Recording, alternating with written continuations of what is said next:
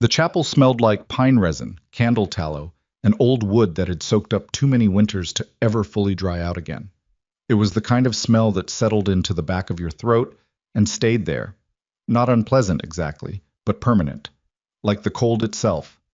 Like the mountains pressing in from every side of the valley, gray and indifferent and enormous in a way that made every human problem feel both urgent and meaningless at the same time. Elira Vane stood at the entrance of that chapel and could not make her feet move forward. Behind her, the November wind cut through the gap in the double doors, lifting the hem of her veil and pressing it against the side of her face like a cold hand. She had borrowed the veil from a woman named Doris Peck, who ran the dry goods store 2 streets over. Doris had lent it without being asked, just appeared at the door of the Vane family's rented room that morning, with the veil folded over her arm and her eyes carrying the particular softness of a woman who understood something was wrong but was not going to say so out loud. Elira had accepted it. She did not know what else to do. The dress was her own, dark blue wool with small ivory buttons at the wrist, the only decent garment she owned that wasn't mended at the elbows. She had pressed it the night before with a heated iron wrapped in damp cloth, working by lamplight while her older brother Cade slept in the next room, snoring like nothing in the world was wrong, like tomorrow was just another day. She had wanted to hate him while she pressed that dress. She had wanted to feel something clean and sharp and simple, but instead what she felt was a kind of hollow numbness, the way she imagined it felt to stand at the edge of a very high cliff, not planning to jump, not certain she wouldn't, just standing there and waiting to find out which version of herself would make the decision. Elira. Her brother's voice came from behind her right shoulder, low and practiced in the particular way of a man who had spent years smoothing over the consequences of his own behavior. The minister's waiting. She did not turn around. Elira. His hand came to her elbow, not rough, but not gentle either, just there, steering. Don't make this harder than it needs to be. I'm not making anything, she said. Her voice surprised her, flat and quiet and without the trembling she had expected. You made it. I'm just standing in it. Cade said nothing to that. He never had a good answer when she said something true. He just tightened his hand on her elbow and moved her forward, and she let him, because she did not know what the alternative looked like, and she was too tired to imagine one. The pews held maybe 30 people, not friends. Black Hollow was too young a town, and the Vanes too new to it for any of these faces to qualify as friends. They were neighbors in the territorial sense, which meant they occupied the same difficult geography and had therefore developed a passing familiarity with each other's troubles. A few women sat together near the back, their expressions carefully neutral. Several men stood along the side wall, hats in hand, watching with the same flat attention they'd give to a land survey or a livestock auction. That was what this was, Elira realized as she walked the aisle. An auction. The lot had already been called. The price had already been agreed upon. She was simply being delivered. At the front of the chapel, beside the weathered minister whose name she had already forgotten, stood the man she was going to marry. Ronan Mercer. She had seen him twice before this morning.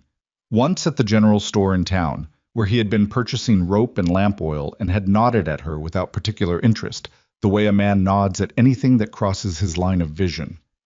Once at the edge of his property, when Cade had driven her out in the wagon to inspect the arrangement, which was the word Cade used, as though she were a fence post being checked for rot. Ronan Mercer was not what she had pictured when her brother first told her about the debt. She had pictured old. She had pictured ugly. She had pictured the particular brand of entitled cruelty that sometimes wore a respectable face in small frontier towns. She had been steeling herself for all of those things. He was none of them, exactly, and that made him harder to read. I was somewhere in his mid-30s, tall, in the way that mountains are tall, not imposing so much as simply there, taking up the space around him without apparent effort. His face was angular and weathered, with the kind of sun-darkened skin that came from years of outdoor work and not enough attention to the consequences. His hands, she noticed now as she drew closer, were big and rough-knuckled and marked with old scars she couldn't read the stories of yet. He had made some attempt at presentation, clean shirt, brushed jacket, hair combed back with something that had mostly dried out by now. But he looked profoundly uncomfortable in it, like a man who had dressed for a funeral that turned out to be in his own honor. I was watching her walk toward him, not with hunger, not with satisfaction, not with the proprietary confidence she had been dreading. He was watching her the way you watch something you're not sure you understand, and he had the decency, at least, to look like this was costing him something too. She stopped beside him. The minister began talking. The words moved past her without landing. Lawful, wedded, honor, and cherish, so long as you both shall live. Phrases that had been spoken over enough people in enough different circumstances that they had worn smooth as river stones, all the sharp meaning rubbed away. At some point the minister paused, and Cade pressed the ring into her hand, and she placed it where she was told to place it, and Ronan placed one on her finger, a plain band of silver that was slightly too large and moved when she curled her hand closed. I now pronounce, and then it was done. She was Mrs. Ronan Mercer, and the 30 people in the pews were already reaching for their hats and coats, and her brother was smiling the smile of a man who had settled an account. And the cold came back through the gap in the chapel doors, and Elira stood very still in the middle of all of it, and felt the strange, airless sensation of a future closing like a door. Ronan leaned toward her. She tensed, expecting, she wasn't sure, something claiming, something that would confirm the worst of what she had imagined. But he only bent his head close to hers, so that only she could hear him above the shuffle of departing boots and scraping pew legs, and said in a voice that was low and direct and carried no performance in it at all, "No one owns you under my roof." And then he straightened and turned to shake the minister's hand, and Elira stood there with those 6 words sitting in her chest like stones she hadn't expected anyone to throw. She didn't know what to do with them, so she folded them away and said nothing, because she had learned a long time ago that hope was a thing that needed evidence before it deserved to be spent. The wagon ride out to Ronan's homestead took the better part of 2 hours, following a road that became increasingly generous with the word road the further they climbed from town. What started as rutted dirt faded into tire tracks pressed into frost-hard ground, then into something that was essentially a suggestion of direction through open highland terrain, pine stands on either side growing denser and the sky above them growing more serious. They didn't speak much. Elira sat on the bench beside him, with her single trunk loaded in the wagon bed, her hands folded in her lap, watching the landscape. Ronan drove with easy attention, the kind of comfortable silence a man develops when he spends most of his time alone in open country. After a while he said, without preamble, "You can ask me what you want to know." She considered that. "How much did he owe you? Your brother?" He was quiet a moment. "It wasn't my debt directly. He owed Garrett Cole. Cole's the one who suggested the arrangement. And you agreed to it." "I agreed to give Cole the money and take on the terms." He glanced sideways at her. "That's not the same as agreeing with it." "Then why did you?" He looked back at the road. "Because Cole's terms were worse." She thought about that. She turned it over a few times. "What were Cole's terms? Nothing you'd have liked?" "Tell me anyway." He didn't answer immediately. A crow lifted out of the pines to their left, complaining at the noise of the wagon, and veered off toward the ridge. Ronan watched it go. "Cole wanted the debt worked off," he said finally. "Said there were positions available, at a place he operates north of here." He paused. "It's not a place you'd want to work at." The implication settled over her quietly, and she understood it without needing it spelled out, and she sat with it for a long moment. "So you bought the debt," she said. "I bought the debt." "And the terms of your arrangement?" "Are legal ones." He said it firmly, the way you say something when you want it to be clearly on record. "You are my wife in name. I will not pretend that's a comfortable word given the circumstances, but it means my roof, my protection, and your own person, entirely." She looked at him for a moment, at the side of his face, the set of his jaw, the way his eyes stayed steady on the road ahead. "You say that like you mean it. I generally don't say things I don't mean. Takes too much effort to keep track of." Something almost, not quite, but almost, softened at the corner of her mouth. She turned away before it could go any further. "I'll decide what I believe when I see how things are." "That's fair," he said, and he meant that too. The homestead sat in a natural clearing where the ridge curved around and blocked the worst of the north wind, which Elira would later understand was not an accident of geography, but a deliberate choice Ronan's father had made when he claimed the land 15 years prior. The cabin was larger than she had expected. 2 main rooms, a lean-to addition, a proper stone hearth, windows of actual glass rather than oiled cloth. The barn beyond it was solid built, and she could hear cattle moving inside and smell the particular warmth of livestock breath and hay that was, unexpectedly, somewhat comforting. Standing at the edge of the porch, arms crossed against the cold, was a woman of perhaps 60 who assessed Elira with the sharp-eyed candor of someone who had survived enough to earn the right to plainness. "This is Mara Holt," Ronan said. "She's been keeping house here since my father's time. She stays as long as she wants to stay." "Which is until I'm done, not until someone tells me I am," Mara said, not moving from her spot. She looked at Elira. "You're younger than I thought." "Everyone says that," Elira said. "Is it a problem for you?" "No." "Is it a problem for you?" Mara's expression shifted by about 3 degrees towards something warmer, which Elira suspected was approximately the maximum adjustment the woman's face was capable of making. "Come inside. You'll freeze before I finish deciding about you." The inside of the cabin was spare but not unkind. Clean swept floors of rough-cut timber, a table, and 4 chairs that didn't match, shelves of provisions, a cot tucked in the lean-to that Mara explained was hers, and beyond a partition of hung wool blankets, a main bedroom with a bed of iron and rope-strung frame and a patchwork quilt that had been repaired more times than it should have been and was all the better for it. "Your things go here," Mara said, setting down the edge of Elira's trunk. "He sleeps there." She nodded toward a narrow cot tucked against the far wall that Ronan had apparently installed. Recently, from the look of it, the wood of the frame still pale and new. "Until you both figure out what kind of arrangement you have." Elira looked at Ronan. He looked at the floor briefly, then back at her. "I said what I said. I mean, all of it." Mara made a sound that might have been approval or might have been a person clearing their throat. "Supper's in an hour," she said, and left them to it. That first week was the worst kind of awkward. The kind that comes not from hostility, but from 2 people trying very hard to be decent to each other without yet knowing how.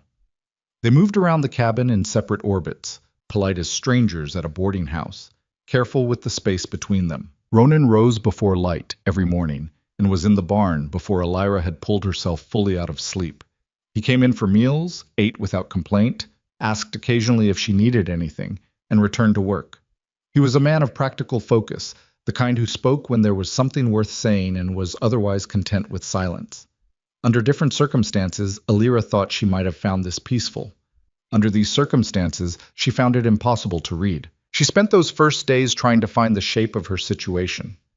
Learning the cabin, where things were kept, what Mara's routines were, what the property looked like in daylight, what the rhythm of the place sounded like. She helped Mara with cooking and mending, not because she was told to, but because idleness felt dangerous to her, like standing in a cold room without moving, a slow way to freeze. Mara was not easy company, but she was honest company, which Elira came to value quickly. She didn't soften things, she didn't reassure, but she also didn't lie, and she didn't pretend, and in the economy of trust that Elira was running on, that was worth considerably more than warmth. "You don't like being here," Mara said one evening, without judgment, while they were setting the table. "I don't know where I like being," Elira said. "I haven't had much practice choosing." Mara was quiet for a moment, set down the tin plates. "He's not a bad man." "I know." "That's not the same as saying it's easy." "No." Elira straightened the plates unnecessarily. "It's not." The fight with her brother happened at the end of the second week, when Cade appeared at the homestead unexpected on a gray Tuesday morning, riding a horse that was too good for him and wearing the particular expression of a man who has convinced himself that his guilt is actually just a misunderstanding. Elira had been splitting firewood in the side yard when she heard the hoofbeats. She looked up and saw him coming through the tree line, and she set down the axe and stood where she was and waited, because she had nothing to go toward him for. He dismounted with a kind of theatrical ease. "Elira, you look well." "What do you want, Cade?" He glanced toward the cabin. Is Mercer around?" "He's working the upper pasture. Say what you came to say." Something in her voice made him hesitate, which was unusual. Cade Vane was not a man accustomed to hesitation when it came to his own sister. He had been managing her since their mother died and their father left, which was a long time ago now, and the habit of management had calcified into something he no longer questioned. "I came to see that you're settled, that things are—" "You sold me," she said. The words came out flat and factual, and without the heat she'd expected to feel. Not an accusation, just a record. "You owed money you couldn't pay and you traded me for it. I want you to say that instead of whatever else you were about to say." His jaw tightened. "That's not what—" "Then tell me what it was, Cade. Tell me the word for it." He looked away. at the mountains, at the trees, at anything that wasn't her face. For a moment she saw something genuinely uncomfortable move through him. Not quite regret, not quite shame, but something in that neighborhood, something real. I didn't have another option, he said finally. You always have another option. You just didn't like any of the ones that cost you something. I was in over my head. His voice shifted, took on the defensive edge she recognized. Cole would have... I know what Cole would have done. She picked up the axe. Not threateningly, just with the intention of going back to work. Ronan told me. So don't make yourself the victim of that story. You let it get to Cole in the first place. Elira, go home, Cade. She turned back to the woodpile. Come back when you have something honest to say, not before. She heard him stand there for another minute. She heard him get back on his horse. She heard the hoofbeats retreating through the trees, and she split wood until her arms ached and her breath was coming in white clouds in the cold air. And she didn't cry, which was a small victory, and she was going to allow herself to count it as one. She didn't hear Ronan come up behind her until he was close. I heard some of that, he said. Most of it? Most of it. He stopped a few feet away, and there was nothing in his voice that she could identify as pity, which was a relief.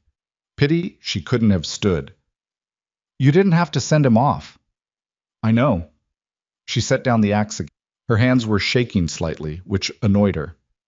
I wanted to. He nodded. Looked at the wood she'd split, which was considerably more than they needed.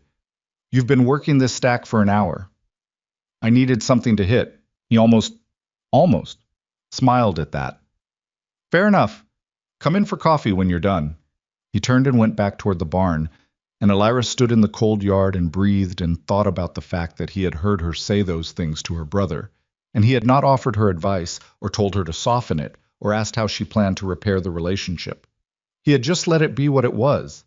She went back to splitting wood, but the shaking in her hands was already gone. The snow came seriously in December.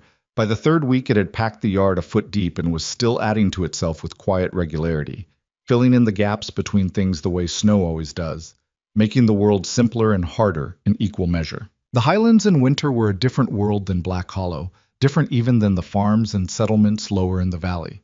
Up here there was no distraction from the reality of what living required. The cattle had to be fed and moved and checked. The firewood had to hold. The provisions had to be managed carefully enough that they'd make it to spring without running short. Everything was cause and consequence, all the time, with very little margin. Ronan moved through it with a steady competence that Elira found herself watching more than she intended to. There was nothing showy about how he worked, no performance of effort, no complaint about the cold or the difficulty. He just did what needed doing, day after day, with a methodical attention that she came to understand was not indifference but focus. He was a man who had learned early that winter didn't care about your feelings, so he developed the habit of keeping them organized and out of the way of the work. She started working alongside him without making a formal decision to do so. It happened in pieces. She took over feeding the smaller stock in the morning because it freed him for the heavier work, and because it got her out of the cabin and moving in the sharp cold, which she found, to her own surprise, she needed.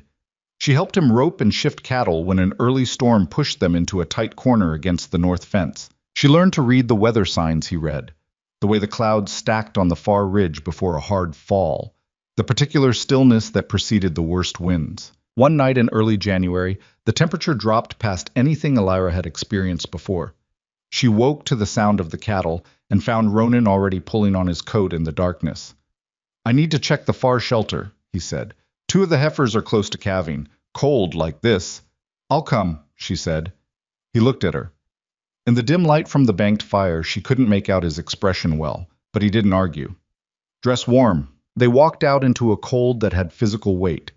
The lantern he carried made a small gold circle in the dark, and the snow crunched under their boots with a sound like broken glass, and the sky was ferociously clear, every star pressed so hard against the black it seemed like they might fall through. In the far shelter, by lamplight, they sat with the laboring heifers through the small hours, keeping them calm, keeping them warm. One calf came just past 2 in the morning, messy and struggling, and then suddenly there, legs folding and unfolding in the straw, and the mother turning to clean it with a thoroughness that seemed to leave no room for any doubt about what mattered. There, Ronan said quietly. I was tired. She could see it in how he held himself, the weight of too many early mornings and late nights accumulating. But he was watching the calf find its feet with an expression that wasn't quite soft. Ronan Mercer didn't do soft easily, but was something adjacent, something that was just straightforwardly glad. Elira found herself looking at him longer than she meant to, not with anything she was ready to name, just noticing, filing away. You really love this land, she said. He considered that. I don't know if love is the right word. I know it. I know what it needs. He was quiet for a moment. My father cleared this place when it was nothing but timber and frost. He poured 20 years into it. When he died, it was the only thing he left that was worth having. That's a heavy thing to carry. Maybe. He rubbed the back of his neck. Or maybe it just means I know what I'm working for. They sat for a while in comfortable silence in the warm straw smell of the shelter, while the calf learned to stand and the night moved slowly toward morning, and Elira thought, this is what it looks like when a person is rooted to something. She had never been rooted to anything. She had only ever been moved. She didn't sleep that night. But when they walked back across the snow in the gray early light, the darkness full of the coming of dawn, she felt something that was not comfort exactly, but was the distant shape of it, the outline of what comfort might look like if she could get close enough. Well, it was Mara who saw it first, the way Mara seemed to see most things that happened in the orbit of that homestead. You're less like a closed door, Mara said one afternoon in January, apropos of nothing, while they were sorting dried beans at the table. Elira didn't look up from the beans. I don't know what that means. It means when you came here, you walked around like you expected every room to lock behind you. Mara's voice was matter of fact, the way someone describes weather. You're not doing that as much. Elira sorted a few more beans. Noticing doesn't mean trusting. No, but it means you're not completely closed off to the possibility. Elira considered this. It was too accurate for her to dismiss. He's decent, she said finally. I know he is. I raised him after his mother left. Mara said this without particular drama, just information. He's not always easy. He doesn't talk when he should sometimes. He gets himself into a corner on things and won't move when he ought to. But he doesn't lie, and he doesn't break things when he's angry, and he doesn't take what's not offered. She paused. There are worse starting points. There are, Elira agreed. The question is what you do from them. Elira set down a handful of sorted beans. I'm still figuring that out. I know. Mara went back to her side of the sorting. Take your time. Winter's long. Oh, but winter had its own plans, and they did not include waiting. It was the second week of January when Ronan found the children. He had been riding the eastern fence line, checking for storm damage, when he came across the tracks. Small ones. Irregular. The kind that come from cold, stiffened feet that can't move properly. He followed them to the ravine edge and found them there. Two children huddled in the hollow of a fallen pine, sharing body heat in the animal way that children resort to when everything adult has failed them. The girl was perhaps 9. The boy was younger, 6 or 7, hard to tell because he was too thin. They were alive, barely. Ronan got them back to the homestead on his horse and came in carrying them one at a time, the horse too cold and the children too exhausted to manage any other way. And Mara took one look and started heating water while Elira cleared the space near the fire and gathered every blanket in the cabin. The girl came around first. She had sharp eyes, dark and watchful, and already calculating, even half frozen. And when she was warm enough to speak, she told them her name was Ivy, her brother was Silas, and that they had been traveling with their parents. She said this last part in the present tense and then stopped, and something passed behind her eyes that was terrible to see in a child that age. And she didn't say anything more about the parents. Elira didn't push her on it. Silas slept for almost 12 hours. When he woke, he said nothing at all, just looked around the cabin with large, quiet eyes, and eventually accepted the bowl of soup that Mara pushed at him and ate it with total concentration, like a child who had learned not to expect the next meal. Ronan stood in the doorway between the main room and the sleeping area watching them. His jaw was set. Someone will have to ask around, he said to Elira, low, when the children were both settled and Mara was occupied.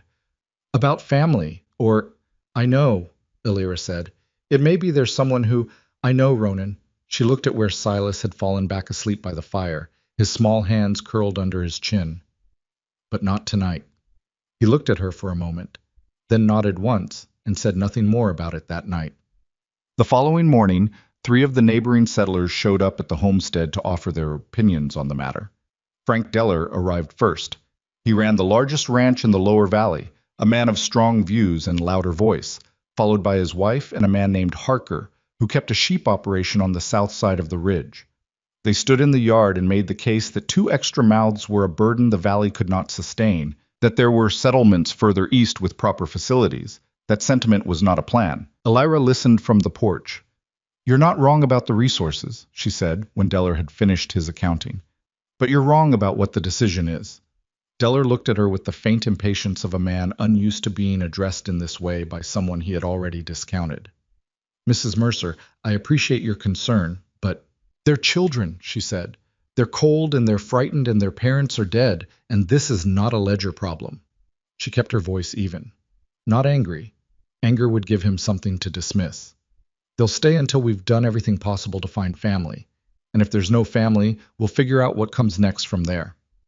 "And the cost of that," Harker said, not unkindly, "comes from where?" "From where any cost in a hard winter comes from," Elira said.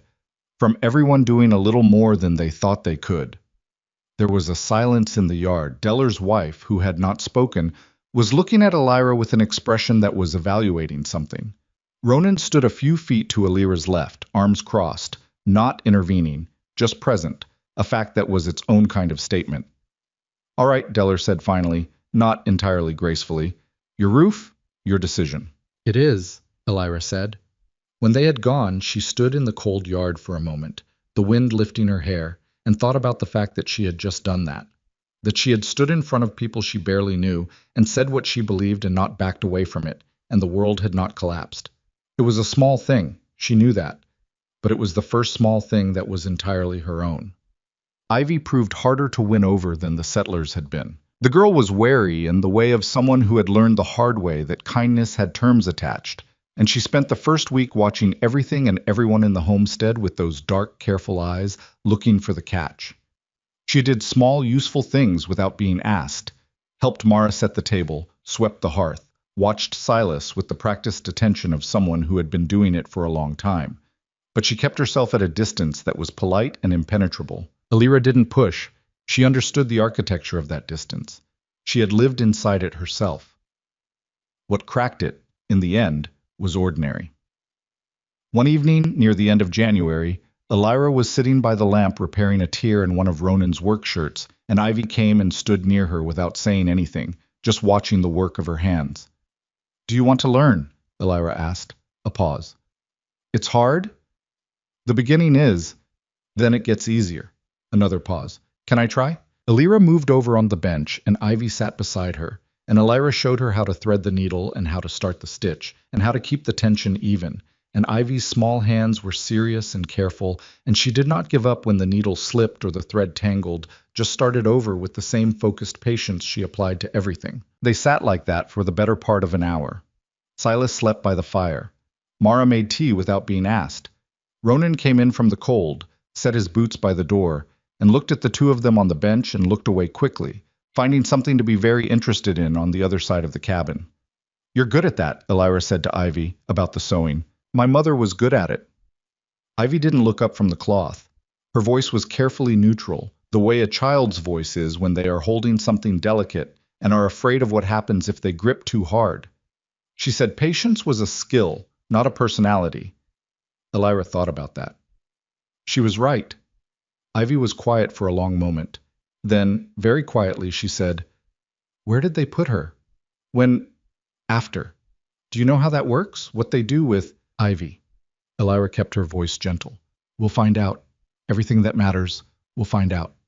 Ivy nodded, just once, and went back to the sewing, and Elira sat beside her in the lamplight and thought that whatever her brother had set in motion and whatever she had expected when she walked into that chapel, none of it had included this. None of it had looked like this. This small, hard, real thing, and she was not sure yet that she would call it a gift, but she could not call it nothing. The winter deepened. The nights ran long and cold, and the mornings required everything that everyone in that household had: And some days were genuinely hard in ways that left no room for anything but the practical. The cattle needed tending, the firewood needed to last. Silas caught a chest cold in the third week of January that kept them all wakeful for 4 nights running until it finally broke, and he slept the long, easy sleep of recovery. In the gaps between the hard things, in the small, ordinary spaces, something else was happening that none of them named or remarked upon, because naming it would have made it fragile. Ronan and Elira were becoming something. Not what they had been to each other in the chapel, not the formal strangeness of those first weeks. Something more honest, built from proximity and shared difficulty and the accumulation of small moments that don't seem like much on their own, but add up in ways you only recognize when you look back. He told her about the land one evening when they were sitting by the fire, both reading, the children asleep, Mara having retired to her lean-to. Not a speech about it, just talking, the way people talk when they're tired and the fire's good and they've run out of reasons to keep things separate. He told her about the seasons here, the rhythms of it, the particular quality of spring when it finally came, the way the light changed on the ridge in late afternoon in July. He talked about it the way you talk about something you love, without being entirely aware that love is the word you're using. She listened. She asked questions, not the polite kind, but the real kind, the ones that come from actual curiosity. And somewhere in the middle of it, she said something about her mother, an offhand thing, a memory of a garden her mother had kept in the years before everything went wrong, and she hadn't talked about her mother in years, and the words came out easier than she expected. He listened. He asked the real kind of question. They talked until the fire burned low and they both noticed it at approximately the same time and looked at each other across the small space between them, and neither of them said what they were both beginning to understand, because it was January and the world outside was still frozen and there was too much ahead of them that was uncertain. But the understanding was there, the way heat is there before a fire is lit, existing as potential, waiting for the right conditions. "We should sleep," Elira said. "Probably," Ronan agreed. Neither of them moved for another 10 minutes. And then they did, and the cabin settled into the specific quiet of a place where several people are learning, slowly and with great difficulty, to trust the space that holds them all. By the end of January, Elira Mercer, technically, though she had still not fully made the name her own, had been in the Highlands for 2 months. She was not the same person who had stood at the entrance of that chapel and could not make her feet move forward. She was not transformed. She had not found peace or resolution or any of the clean, satisfying things that stories sometimes promised were waiting on the other side of hardship. She was still complicated, still watchful, still carrying the shape of all the years she had spent being managed and traded and moved. But she was choosing now. Small choices, most of them. What work she did each morning, how she spoke to the children, what she said to the settlers who came by and how she said it, how she let herself sit in a room with Ronan Mercer and not feel like the walls were moving in. Small choices. Hers. That was enough for January. The spring was a long way off, but it was coming. February came in mean. There was no other word for it. The cold that had settled over the Highlands in January had been serious but manageable, the kind of cold that made everything harder without making it impossible. February was different. February felt personal. The temperatures dropped past anything the settlers in the lower valley had recorded in a decade, and the wind that came off the northern ridge did not behave like wind so much as like something that had made a decision about you and was carrying it out with patience and thoroughness. The cattle lost weight faster than Ronan had budgeted for. He said nothing about it directly, but Elira had learned enough about the way he moved through the homestead to read the difference between his ordinary focused quiet and the specific quality of quiet that meant he was doing calculations in his head and not liking the results. He spent longer at the barn in the mornings. He checked the hay stores twice when once would have been enough if the numbers were good. He came in for supper and ate without tasting it, his eyes somewhere else. "How bad is it?" she asked him one evening when the children were in bed and Mara had gone to her lean-to and the fire had burned down to coals that painted the room in shades of rust and amber. He looked up from the table, where he had been turning a piece of harness leather over in his hands without any apparent purpose. "It's not a crisis yet." "That's different from saying it's fine." He set down the leather. "We're going through hay faster than I planned for. If the cold breaks in the next 3 weeks, we'll be all right. If it doesn't..." He stopped, started again. "I'll need to buy feed." That means money I was holding for the spring fencing work. What happens if the fencing doesn't get done? The north pasture doesn't hold cattle in spring thaw. They push through the weak sections and spread into the timber, and getting them back is 3 weeks of work instead of 3 days. He rubbed his jaw. It's manageable. It's just everything pushes on everything else up here. One bad calculation and it follows you for the rest of the year. Alira thought about that. She thought about the stores she had been inventorying in the back of the cabin, the dried goods and the preserved food, and the careful math she had started doing without telling him about it. I've been going through the provisions, she said. There's more slack than Mara thinks there is. She counts conservative. I understand why, but I think we could stretch some of what we have further than her numbers account for. He looked at her. You've been going through the provisions. For 2 weeks. I didn't say anything because I wasn't sure yet. She laid it out for him. The numbers she had worked, the adjustments she had in mind, the places where a different rotation of what they had would reduce waste without reducing the actual caloric value of what they were eating.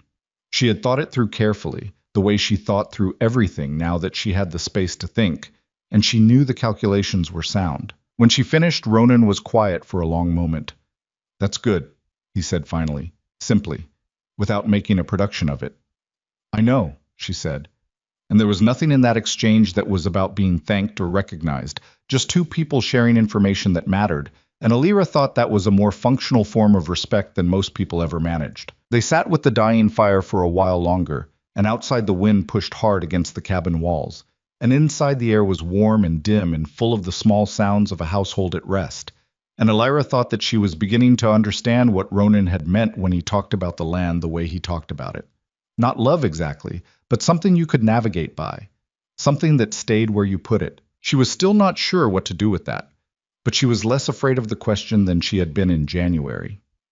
It was Ivy who asked about the parents first. She waited until a Sunday morning when Ronan had gone into Black Hollow for supplies, and Mara was in the barn, and Silas was occupied with the set of carved wooden animals Ronan had produced from somewhere without comment and placed near the boy's sleeping spot, offered, not given, which Silas had seemed to understand was a distinction that mattered. Ivy waited until the cabin was quiet in that particular way that meant the time was right for a real conversation, and then she came and sat across from Alira at the table and folded her hands in front of her and said, "Have you found anything out?" Alira had been expecting it. She had been bracing for it, actually, because she had found something out, and she had been carrying it for 4 days while she worked out how to say it to a child, without breaking what was left of the child's certainty about the world. "Some things," she said carefully. "Do you want to know all of it, or the short version first?" Ivy considered this with the seriousness she applied to most things. All of it. So Alira told her. The parents.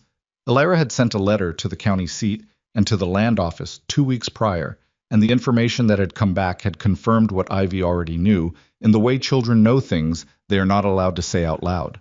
The mother had died of fever in a settlement camp 3 days' ride east.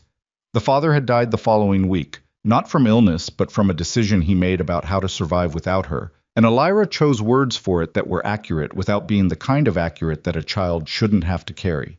No family on the mother's side that anyone could locate. The father had a brother somewhere in Oregon, but the territory was wide and the letter would take months, and there was no certainty in it. Ivy listened to all of it without expression. When Alira finished, the girl was quiet for a long time, looking at her folded hands. "Silas doesn't know," she said. It wasn't a question. "No. He thinks—" She stopped, pressed her lips together. "He thinks they went ahead and are waiting for us somewhere. That's what he decided to believe, and I let him." She looked up. Was that wrong? Alira looked at this 9-year-old girl who had been managing her little brother's grief while managing her own, who had been making decisions about what truth he could hold and what needed to be kept until he was stronger, and she thought about the right answer. "No," she said. "That was you protecting him the best way you knew how. Someone will have to tell him eventually." "Yes. Will you help me?" The words came out smaller than Ivy's voice usually was. Not childlike. Ivy didn't do childlike, really, but human, genuinely asking. "When you're ready," Alira said, "I'll be right there." Ivy nodded. She unfolded her hands and refolded them in a different arrangement. She looked out the window at the snow-covered yard. "I don't want to go to Oregon," she said. "The brother. If he writes back." Let's wait and see what he says. But if he's just someone who would take us because it's what you do. She stopped again, and this time what moved across her face was something fiercer. Silas would go because I told him to. He'd go anywhere I said, so I need to be careful about what I decide. Alira thought about all the things she could say to that, all the reassurances and the gentle redirections and the careful hopes. She chose the honest thing instead. You're right, she said. You do need to be careful, and I'm telling you right now that nothing about your situation gets decided without you knowing about it first. Not from this house. I can promise you that much. Ivy looked at her, evaluated her the way she evaluated everything, with those precise dark eyes. And then she said, "Okay," and got up from the table and went back to where Silas was playing with his wooden animals, and she sat beside her brother and watched him and said nothing. But she leaned her shoulder against his in a way that was so quiet and so complete that Alira had to look away. Ronan came back from Black Hollow that Sunday with feed and supplies, and also, at the bottom of the wagon, under everything else, a length of fabric, dark red wool, the kind you could make a decent winter coat from, that he set on the table without explanation and then began unloading the rest of the wagon. Mara looked at him through the window, said nothing, which was a particular kind of Mara commentary. Alira picked it up. Enough for a coat for Ivy, she calculated, and perhaps a smaller thing for Silas from what was left. She looked at Ronan's back as he carried provisions from the wagon. You're not subtle, Mara said, passing through with an armload of dried goods. I'm not trying to be, Ronan said from outside. Alira folded the fabric carefully and set it aside. She would start the coat that week. She was not going to make a moment out of it. She suspected that was precisely how Ronan had intended it. What? The fight between Ronan and Frank Deller happened at the beginning of the third week of February, and it changed the temperature of the valley in a way that had nothing to do with the weather. Deller arrived at the homestead on a weekday morning, which was unusual enough that Alira came out of the cabin when she heard the horse, already reading something tense in the sound of the approach. Deller dismounted fast, which was also unusual. He was generally a man who took his time with arrivals, letting the performance of his comfort work on people. Mercer. He didn't wait for pleasantries. Garrett Cole's been in contact with me. Ronan was standing outside the barn with a length of rope in his hands. He did not change expression. About what? About the valley. The timber rights on the upper ridge. Deller's voice had the quality of a man delivering news he'd already been sitting with long enough to rehearse. He's putting together a group, buying up the claims around here, consolidating operations. He came to me first. And what did you tell him? I told him I'd think about it. Deller pulled his hat off, turned it in his hands. He's offering good money, Mercer, for the timber rights plus first option on the grazing claims. It's not nothing. It's not nothing, Ronan agreed. What does he want in exchange for it? Just the rights. Standard terms. Ronan coiled the rope slowly. Deller, what does Cole actually want? A pause. Deller looked at his hat. He wants the valley. Consolidated. His people running the operations, local owners kept on as labor, basically. Wage hands on land they used to own. He said it plainly, which Alira gave him credit for. But the upfront money is real. And the families who can't afford to buy back in later. That's... Deller stopped. That's a risk, yes. It's not a risk. It's the plan. Ronan's voice was level, not angry, which was somehow more serious than anger. Cole's done this in 2 other valleys north of here. Pays enough up front that people take it, then spends 2 years acquiring everything else he needs. And by the time anyone understands what's happened, they don't have the resources to do anything about it. He dropped the coiled rope on a fence post. He came to you first because you're the biggest operation in the lower valley. If you sell, the smaller holders follow because they think you know something they don't. Deller's jaw tightened. You're saying I'm being used. I'm saying he's smart about who he approaches first. And what would you have me do instead? The edge in Deller's voice now was defensive, the particular defensiveness of a man who already knows the answer and doesn't like it. Nothing yet. Ronan met his eyes. Let me put some conversations together. Give me 2 weeks before you give Cole any kind of answer. A long silence in the cold yard. Alira stood on the porch and did not move and watched Deller work through whatever math he was running, and she thought about Cole's name and the way Ronan had said it, and she thought about what Ronan had told her in the wagon months ago, because Cole's terms were worse, and something cold settled in her that was not the weather. 2 weeks, Deller said finally. After that, I make my own decision. That's all I'm asking. Deller rode away. Ronan stood in the yard for a moment after, looking at the road, and then he turned and looked at Elira on the porch, and there was something in his face she hadn't seen before, not fear, but the awareness of what was coming toward them, and the calculation of what it was going to cost. This is about more than timber rights, she said. Yes. This is about everything. Yes. He came up the porch steps, stopped beside her. Cole has wanted to expand his operations into this valley for 2 years. He couldn't do it as long as the landholders were solvent enough to refuse him. Bad winters changed that math. He was looking at the mountains as he spoke, not at her, the way he always looked at things he was thinking seriously about. He's going to push on this, hard, and some families are going to take the money because they need it, and because it's real money right now when nothing else is. And if enough of them sell, then the ones who don't are surrounded, and Cole controls the access routes and the timber and the winter pasture, and eventually not selling becomes impractical. He was quiet for a moment. It's a good plan, if you're him. Elira thought about the settlers she had met in these months. The Harker family on the South Ridge, the 3 homesteads along the eastern approach that had barely made it through January. The widow Jessup, who ran a small dairy operation down in the lower clearing with 2 hired hands she could barely afford. People who were not Frank Deller, people who did not have Deller's margin. People who would look at whatever number Cole put on the table and see a way out of a hole they'd been trying to climb out of for 2 years. You need to talk to them before he does, she said. Ronan glanced at her. Cole's going to go to the smaller holders after Deller. He'll wait to see if Deller moves, and if Deller hesitates, Cole will start picking off the ones who are weakest. She had worked this out even as she said it, the logic of it clear once you accepted the premise of what Cole was doing. You need to be in front of that. And tell them what exactly. Don't take the money. Tell them what taking the money actually means. She turned to face him. You know things about how Cole operates. Tell them, specifically. Don't make it abstract. She paused. And then tell them what the alternative could look like. We don't have an alternative yet. Then we need to build one. He looked at her for a long moment. In the cold light, his face was hard to read, but she had gotten better at reading it over these months. And what she saw was not skepticism. It was the expression of a man who had arrived at the same door from the other direction and was surprised to find someone already standing there. I'm not good at organizing people, he said.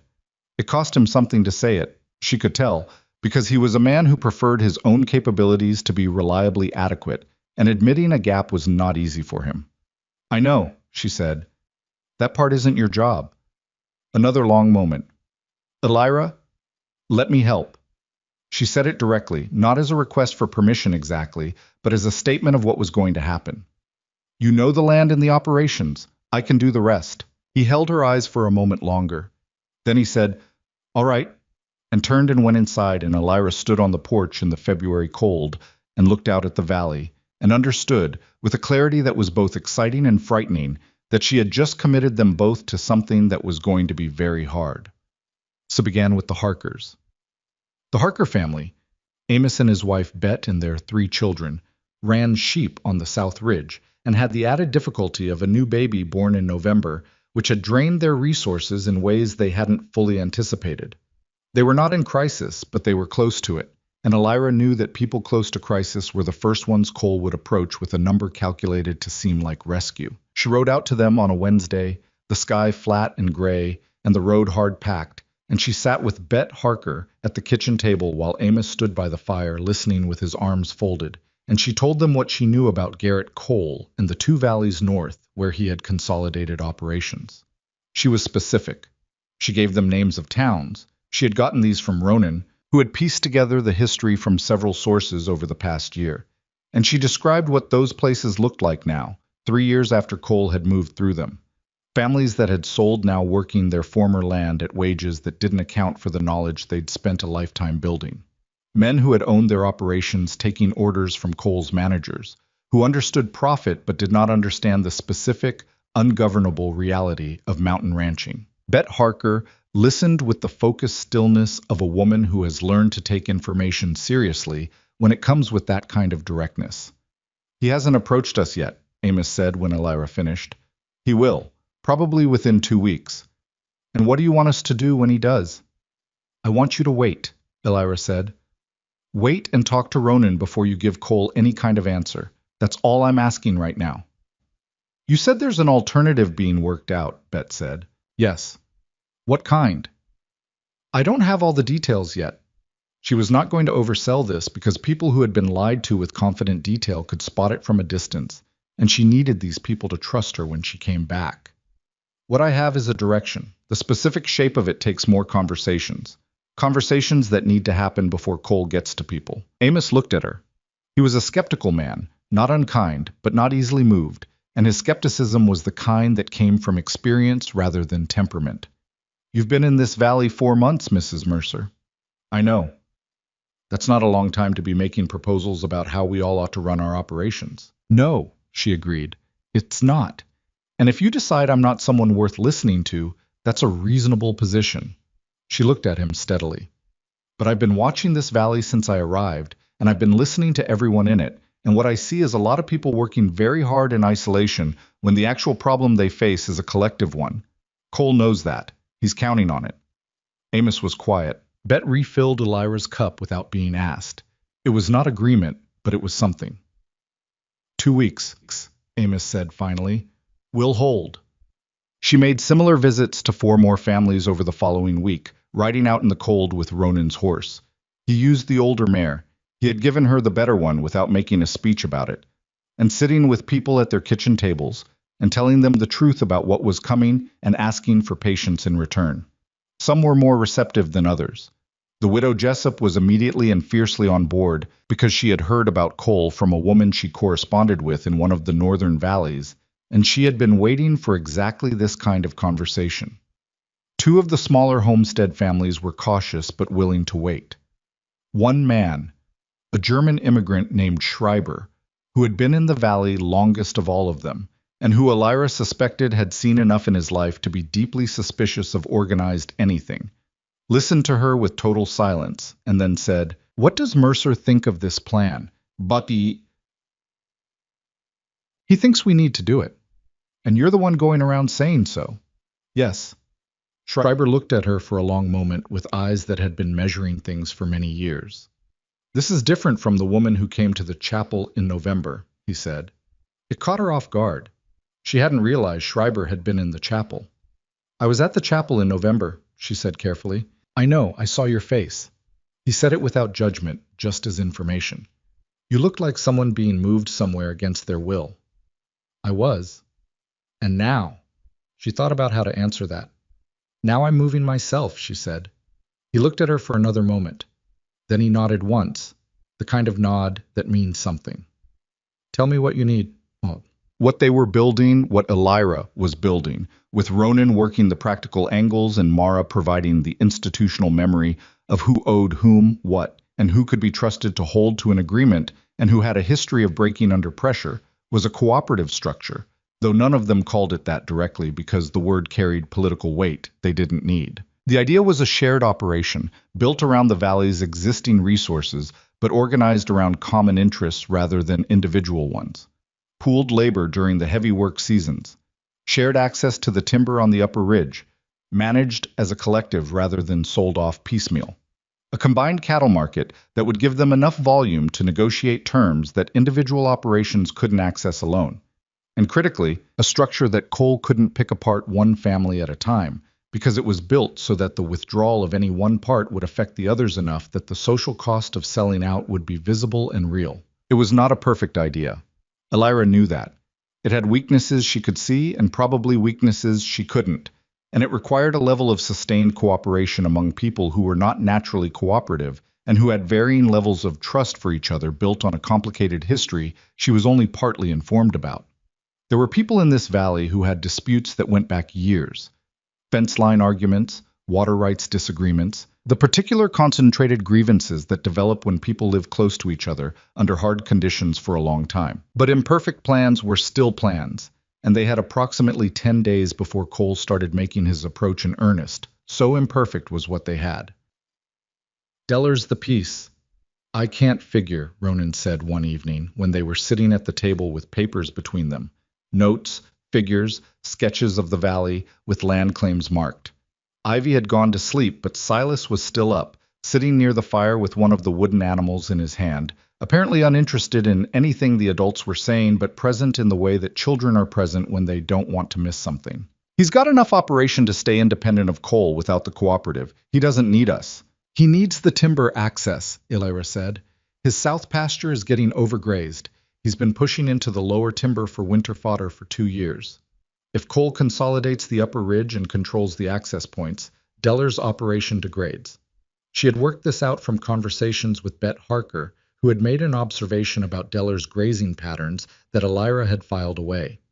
He might not see it that way yet, but it's true. Ronan looked at the papers. You've been listening to everyone. That's what I do. She said it matter-of-factly. It was not a boast. It was just what it was. I watch, and I listen, and I put things together. I've done it my whole life because it was the only way to know what was coming before it got here. I was quiet for a moment, looking at the papers, and then he looked up at her, and there was something in his expression she didn't quite have a name for. Something careful and direct at the same time, something that was trying to say a thing without making it too large for the moment. You're good at this, he said. I know, she said, in the same tone she had used months ago when he had said it about her provisions calculations. And then, after a moment, because the fire was low and the cabin was quiet and Silas had fallen asleep by the hearth without anyone noticing. I didn't know I was before. I never had anything to be good at, nothing that was mine. The quiet after that was a different quality than their usual quiet. Ronan looked at her for a moment longer and then looked back at the papers, and she knew he was not going to push at that because he understood, in the way he seemed to understand most things about her without being told, that she had offered it, and that was enough, and anything more would make her regret having said it. We should talk to Deller, he said, together. Yes, she said. Tomorrow. The conversation with Frank Deller happened the following afternoon in Deller's own kitchen, which was larger than Illyra had expected and considerably more comfortable. His wife, Clara, was a woman of serious domestic organization, and the Deller household ran with a clockwork efficiency that Illyra recognized as the product of years of careful management. Clara served coffee and then sat at the table herself rather than retreating, which Illyra noted and approved of. Ronan laid out the framework of the cooperative in broad terms. Deller listened with the closed expression of a man reserving judgment. When Ronan finished, Deller was quiet for a moment. This is a considerable ask, he said. It is, Ronan agreed. You're asking me to tie my operation to families whose resources are, he paused, choosing the word with care, considerably more limited than mine. I'm asking you to recognize that your operation and those families face the same threat, Illyra said. Deller looked at her. She held his eyes. And I'm asking you to consider what your south pasture looks like in 3 years if coal controls the timber access on the ridge. A silence. Clara Deller looked at her husband with an expression that conveyed she had already done this calculation independently. That's a very specific thing to bring up, Deller said slowly. It's a specific problem. Illyra kept her voice even. You're a smart man, Mr. Deller. You've built a strong operation, but strength requires forage, and forage requires access. And access is what coal is going to sell you back at a price you won't like. Another silence, longer. Clara reached over and refilled her husband's coffee cup. Deller watched his wife's hand do this, and something moved in his face that was harder to name. Not the land calculations, but something that was about what you hold on to and why. What do you need from me specifically? He said. And that was the question that meant they had him, or at least had his attention, which was the necessary first thing. By the end of February's 3rd week, they had commitments, qualified, cautious, conditional, but commitments, from 6 of the 9 families they had spoken to. Schreiber was in with something that was as close to enthusiasm as his nature allowed. Jessup was in fully. The Harkers were in once Bet had made Amos sit with the numbers long enough.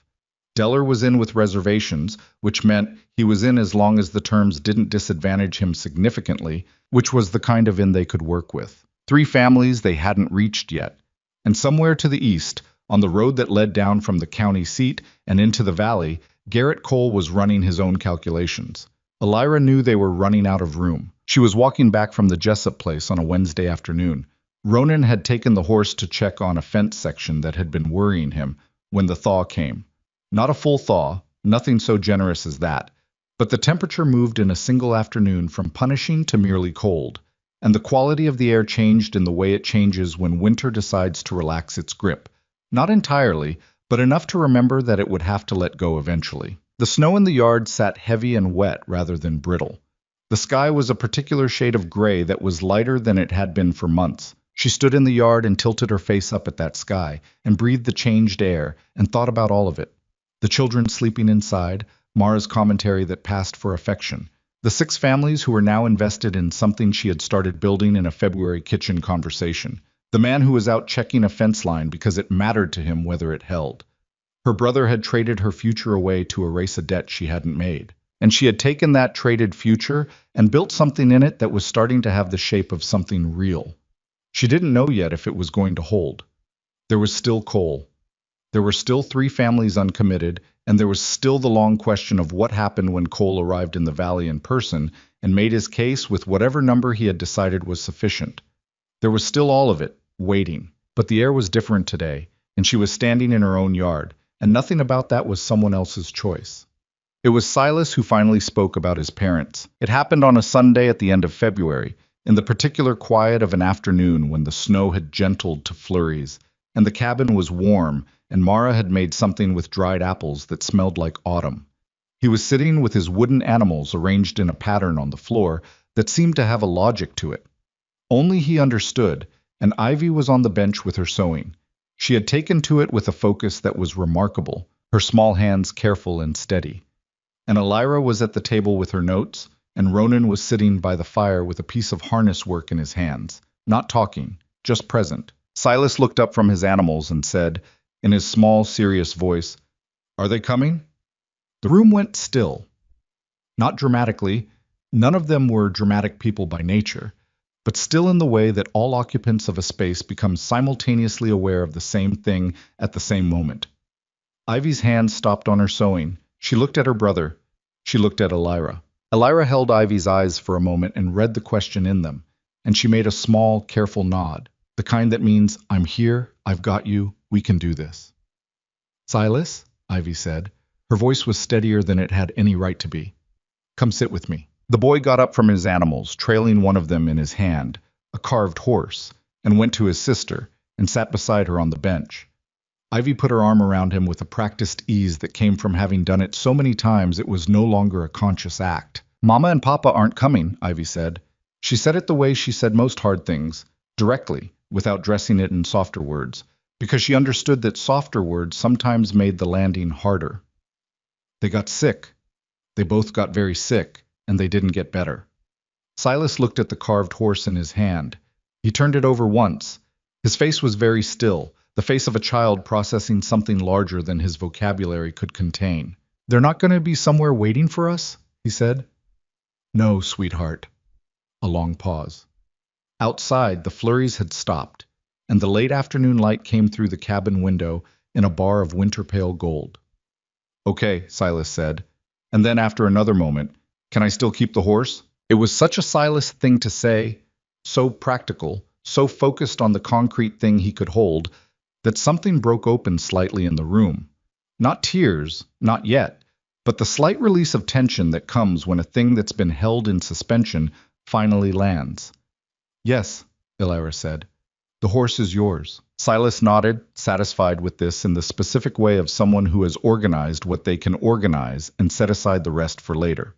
He stayed tucked under Ivy's arm for a while, and Ivy held him, and Ronan set down his harness work and looked at the fire, and Mara appeared in the doorway from the lean-to and stood there for a moment, and then went back without saying anything, which was Mara's version of being present. That night, after the children were asleep, Elira sat at the table with her notes without reading them, and Ronan came and sat across from her with his coffee. And for a while they just existed in the same space without it needing to be anything. "He's going to be all right," Ronan said finally. "I know." She looked at her notes without seeing them.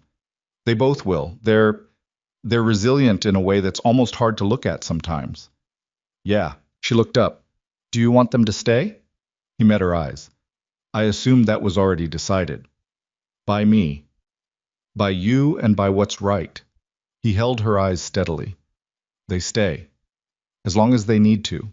As long as they want to. This is not a question I'm going to revisit. She looked at him for a moment.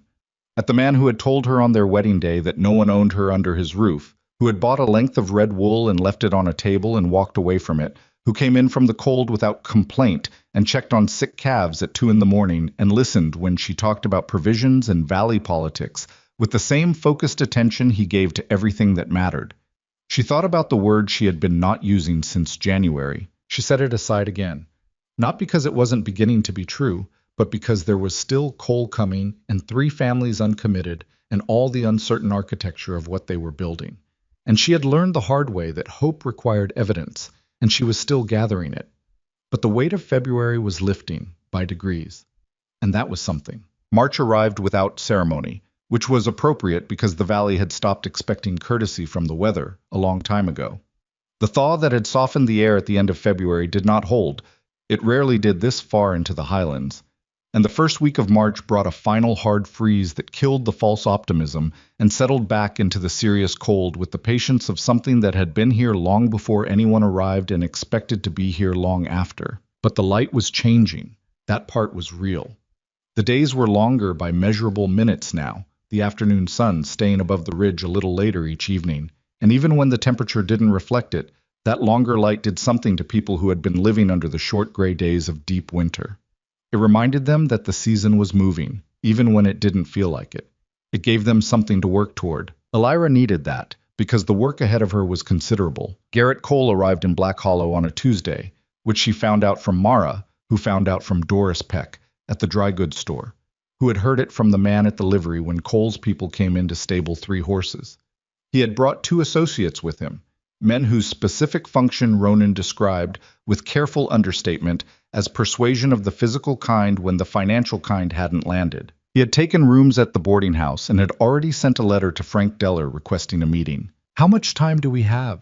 Elira said, when Ronan brought her this information. "He'll want to meet with Deller first. Then he works his way through the valley." Ronan was at the table, his hands flat on the surface in front of him, thinking. 4 days if Deller stalls him. 2 if Deller doesn't. Deller will stall. She was fairly confident about this.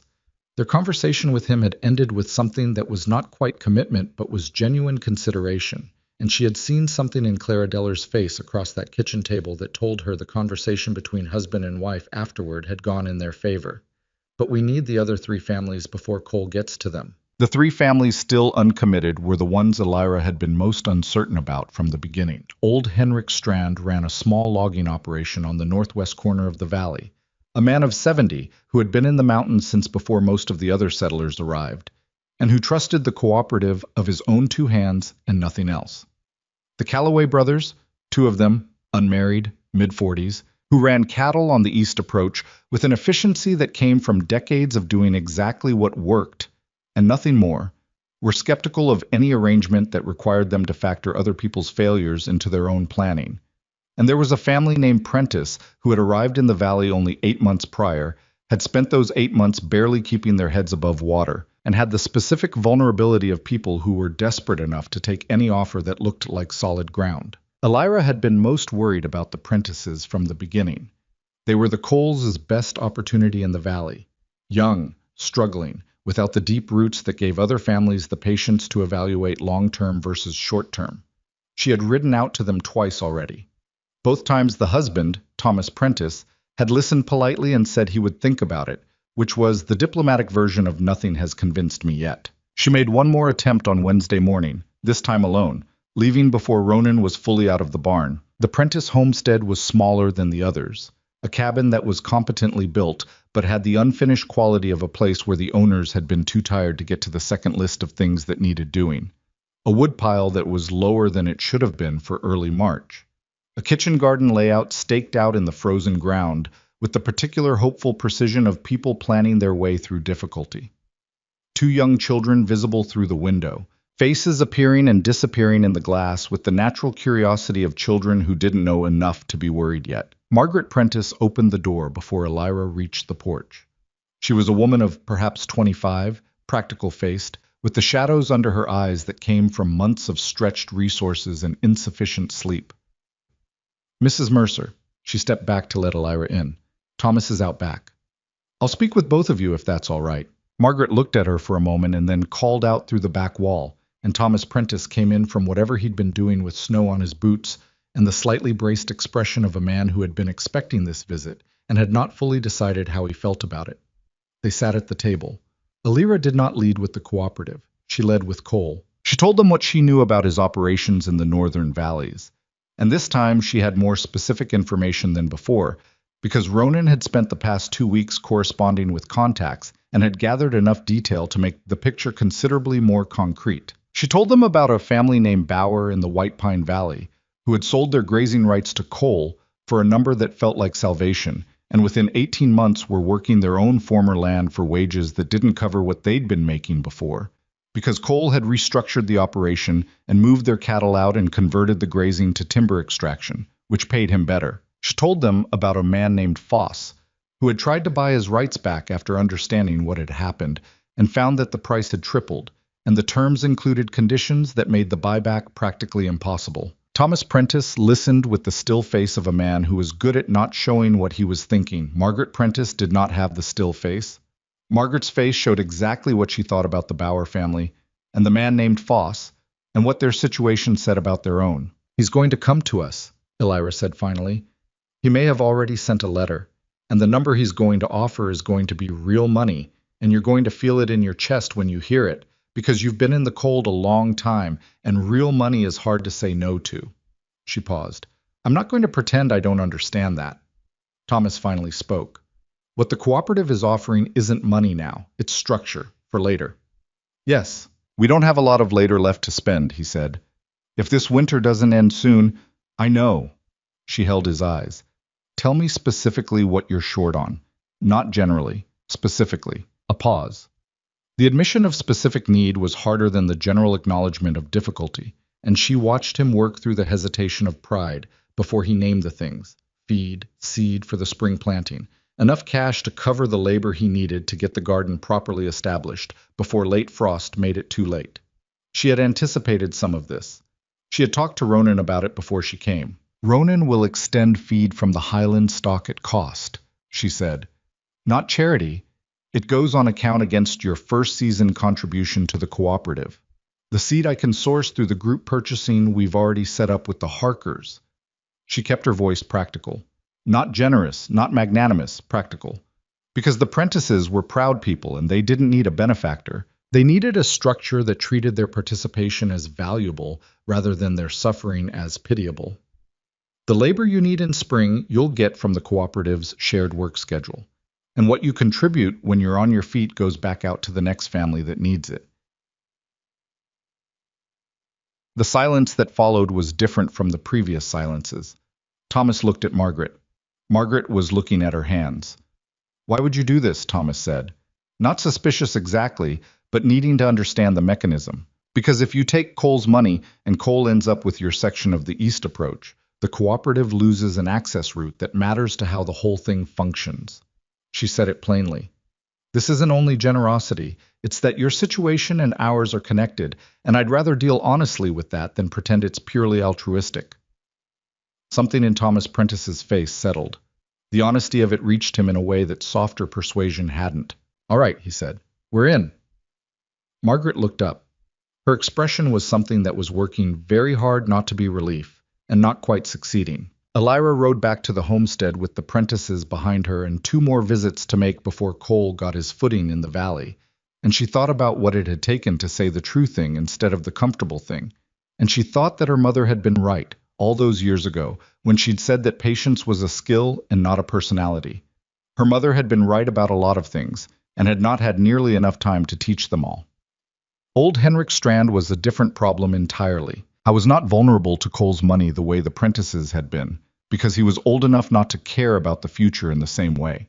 And he had enough cash reserves from 30 years of careful operation that no number Cole put on the table would feel like rescue. What he cared about was his independence, which was absolute and had been absolute since the day he claimed his land and built his first structure with his own hands and decided that was the correct way for a person to live. I was also, Elira had come to understand, the person in the valley with the longest memory. She went to him on Thursday afternoon, as the light was already beginning its descent behind the western ridge. He was in his wood shop, a separate structure from the cabin, smelling of fresh-cut timber and linseed oil, planing a board with the focused attention of a man for whom the quality of the work was the entire point. He glanced up when she came in. Did not stop planing. Mrs. Mercer. Mr. Strand. She looked around the shop. The walls were hung with tools that were old but maintained with an exactness that told you everything about the man who used them. You do good work. I know.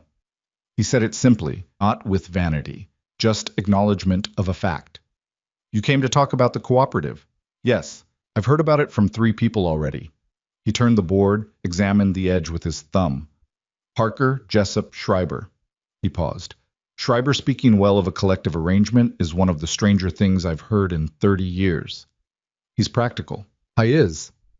Strand set down the plane, looked at her directly with the particular quality of attention that very old people sometimes have. Not impatience, but the specific gravity of someone who knows their time is not unlimited and has stopped wasting it on circling the point. What do you want from me? Same as the others. Your commitment to hold before Cole approaches you, and your participation if the cooperative comes together. I don't need the cooperative. No. But the cooperative needs you. She said it honestly. You have the Northwest Timber access. Without it, the Upper Ridge operation has a gap Cole can exploit. He doesn't need to buy your land. He just needs to make sure you don't cooperate with anyone, and that's enough to create a problem. Strand looked at her. You've thought about this carefully. I've had time. He picked up the plane again. Not to use it, just to hold it, the way people hold things while they think. I have been in this valley longer than anyone who's in your cooperative. I have seen people make agreements they couldn't keep. I have seen, he paused, looking for the right word, collective schemes that were well-intentioned and fell apart when the personal interests of the people in them diverged. I know that's a real risk. It's not only a risk, it's a pattern. He looked at the tool in his hand. What makes yours different? She thought about the question seriously before she answered. I don't know that it is, in some fundamental sense, she said. People are people. Interests diverge. Hard years make everyone smaller. She held his eyes. But Cole's approach makes people smaller faster.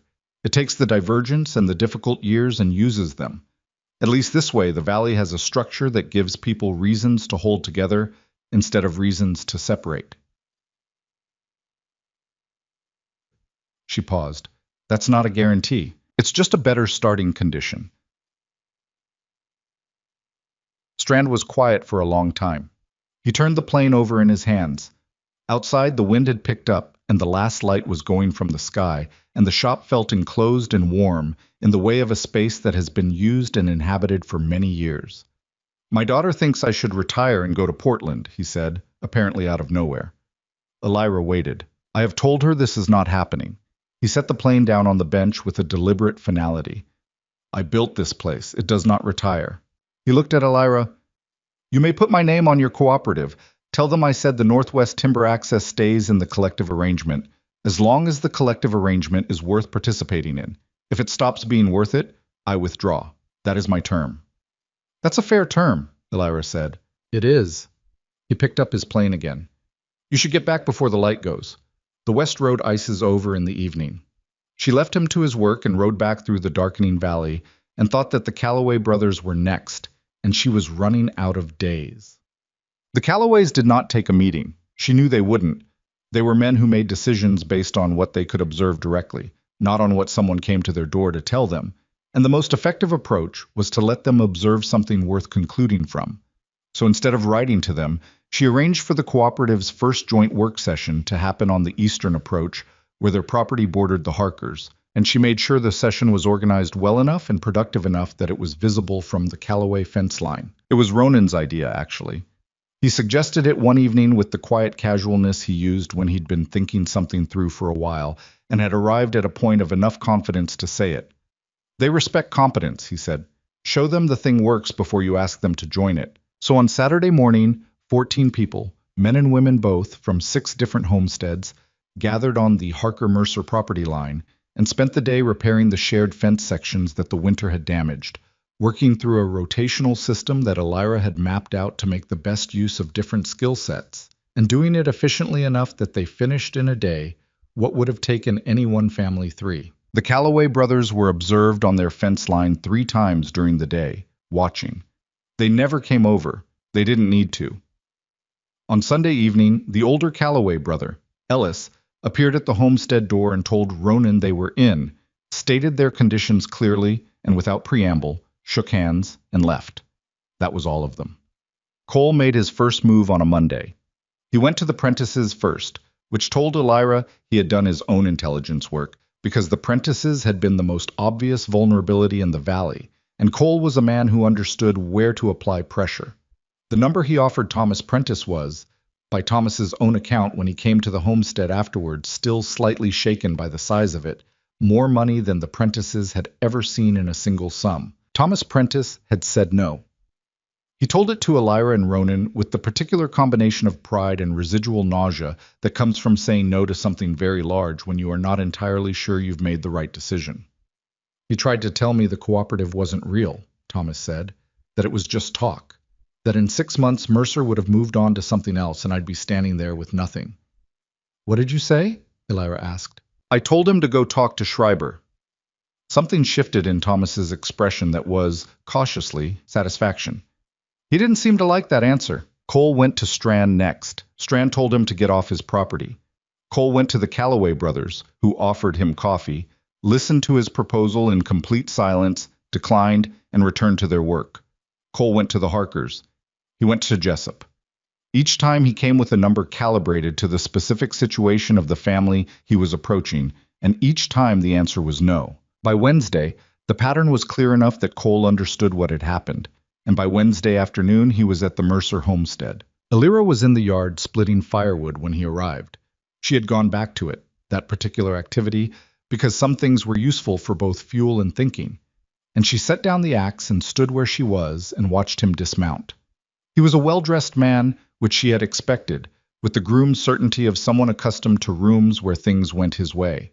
He was not physically large or overtly threatening, which was somehow worse. He had the look of a man whose violence was always conducted by someone else. Mrs. Mercer. He took off his hat. The politeness was practiced but technically adequate. I was hoping to speak with your husband. He's in the barn. But I'm the one you need to speak to. A brief pause while he recalibrated. I see. Do you want coffee, or are you here to skip to the thing you came to say? He chose to skip to the thing. He talked about the cooperative in terms that were designed to sound reasonable and slightly concerned, collective arrangements that lacked legal structure, the risks of informal agreements, what would happen to the families in the valley if the whole thing didn't hold together the way they were hoping. His voice was steady, and his points were not without some validity, which was the most dangerous kind of argument. Elira let him finish. You've done this twice before, she said. The White Pine Valley and the Creston Range. And the families who sold to you are still there, working their own former land at wages that didn't account for what they'd spent 20 years learning. She looked at him steadily. We know about the Bauer family specifically, and Foss. Something moved across Cole's face. Not guilt. She didn't think guilt was part of his functional vocabulary, but the recalibration of a man who had arrived expecting to be the most informed person in the conversation and had discovered he wasn't. I'm not sure where you're getting your information. From people you did business with, she said. People write letters, Mr. Cole, even in remote valleys. She picked up the axe, not as a statement, just because it was hers. The arrangement in this valley isn't informal, and it isn't held together by hope. It has a structure that involves shared resource access, documented terms, and 9 families who have agreed to those terms in writing. This was slightly ahead of where things actually were, but the writing part was going to be true by the end of the week, and she was going to make it true by then if she had to stay up every night until Friday. You can make your offer to any of them if you want to, but you should know that the terms of the cooperative include a provision that any member who sells significant assets to an outside buyer within the first 3 years triggers a review of all shared access agreements.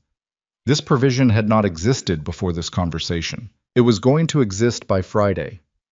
So the math of selling to you isn't just about the upfront number. It's about what they lose in access rights afterward.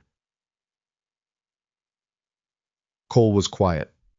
Ronan had come out of the barn at some point during this and was standing 30 feet away. He had not moved closer or said anything. He was just present, which was its own kind of statement. You've been busy, Cole said. We've all been busy, Elira said. It's been a hard winter. Cole looked at her for a long moment with the particular attention of a man who is recording something for use later. Then he put his hat back on. The offer to the valley stands, he said. Families can come to me individually. My door is open. I'm sure it is, Elira said. Safe travels. He rode away. Elira stood in the yard and watched him go, and the axe was heavy in her hand and her heart was going faster than she would have liked, because she was not entirely certain any of what she'd said was going to hold, and she knew Cole was not done. Ronan came up beside her. That provision, he said, about the review of shared access. It doesn't exist yet. I know. A pause. When were you going to tell me about it? Approximately 30 seconds before Cole arrived, she said. I decided on the way in from the woodpile. He looked at her. His expression was complicated in ways she'd gotten better at reading. There was something there that was not quite exasperation and not quite admiration, and was mostly the expression of a man who had learned that this woman's mind moved faster than his, and had decided that was a fact to be lived with rather than argued against. We need to write that provision down, he said. Tonight, she agreed. They went inside. The document, the formal structure of what would eventually become the Black Hollow Valley Cooperative, was written over 3 evenings at the kitchen table by lamplight, with Mara occasionally appearing over their shoulders to suggest that a particular phrase was too complicated and should be made simpler, and with Ivy sitting at the edge of the table doing her sewing with such apparent inattention that it took Elira 3 evenings to realize the girl was listening to every word and filing it away. It was not a perfect document. It had gaps they hadn't anticipated, and ambiguities that would cause arguments later, and terms that were, in retrospect, slightly naive about the ways people behave when conditions change. But it was real, it was specific, it said what it meant, and it had a signature line at the bottom that would carry weight in a territory court if it ever needed to. Ronan signed it, Elira signed it. By the end of the week, all 9 families had signed it. She held the document that Friday evening, all 9 signatures on the pages in front of her, and thought that 4 months ago she had been standing at the entrance to a chapel, unable to make her feet move forward. She thought about the particular texture of that paralysis. Not physical fear exactly, but the specific terror of a person who has never been given a choice, and has therefore no practice in making one. She had been practicing. The document in her hands was made of practice. It was made of every conversation she'd had at kitchen tables, and every calculation she'd run, and every time she'd said the hard, honest thing when the softer version would have been easier. It was made of Silas's carved horse, and Ivy's careful stitches, and Mara's commentary that passed for affection, and the night in the barn when a calf found its legs in the lamplight. It was not everything. There was still Cole, who had not given up. She was not naive enough to believe that one conversation in a yard had ended anything. There were still the uncertain seasons ahead, and the gaps in the cooperative's structure, and the reality that agreements on paper were only as strong as the people who held to them when things got hard. But it was something that had not existed in November, and she had built it. The violence, when it came, was not dramatic. That was the thing about real violence in real places. It didn't announce itself with the buildup a person might expect. It arrived in the ordinary texture of a regular day, tucked into something that should have been unremarkable. It was a Wednesday in the 3rd week of March. 2 of Cole's associates, the men Ronan had described as his physical persuasion, the ones who'd come into the valley with him, appeared at the Harker property in the evening and put 3 of Amos Harker's sheep through a fence section that bordered the shared access road. Not an accident. The fence section was intact before they arrived and broken in a specific way when Amos found it, the kind of break that comes from a tool applied deliberately rather than from an animal pushing through. The sheep were recoverable. The fence was fixable. The message, which is what it actually was harder to manage. Amos Harker came to the homestead the following morning, looking like a man who had not slept. Bet was with him, which told Elira the conversation had moved past what Amos could handle alone. They sat at the table and Amos laid it out plainly, and when he finished, the cabin was quiet for a moment.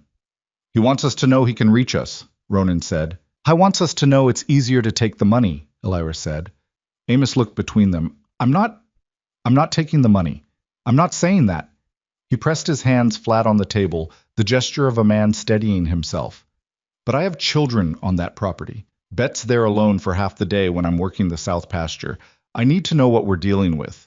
You're dealing with a man who has reached the end of his legitimate options in this valley and is now trying the next set, Illyra said.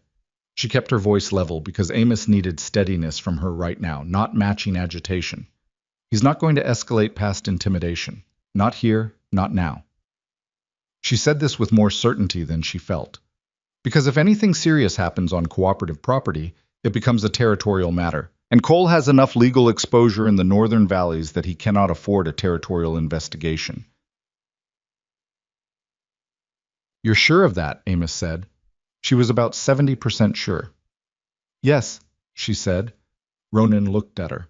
She looked back at him, the same long-practiced exchange they'd developed over these months. The one that said, I know, but this is what's needed right now. He turned to Amos. I'll ride the shared fence lines with you this week. We go together, both operations. If Cole's people are watching for isolated targets, they can watch two people who won't be isolated.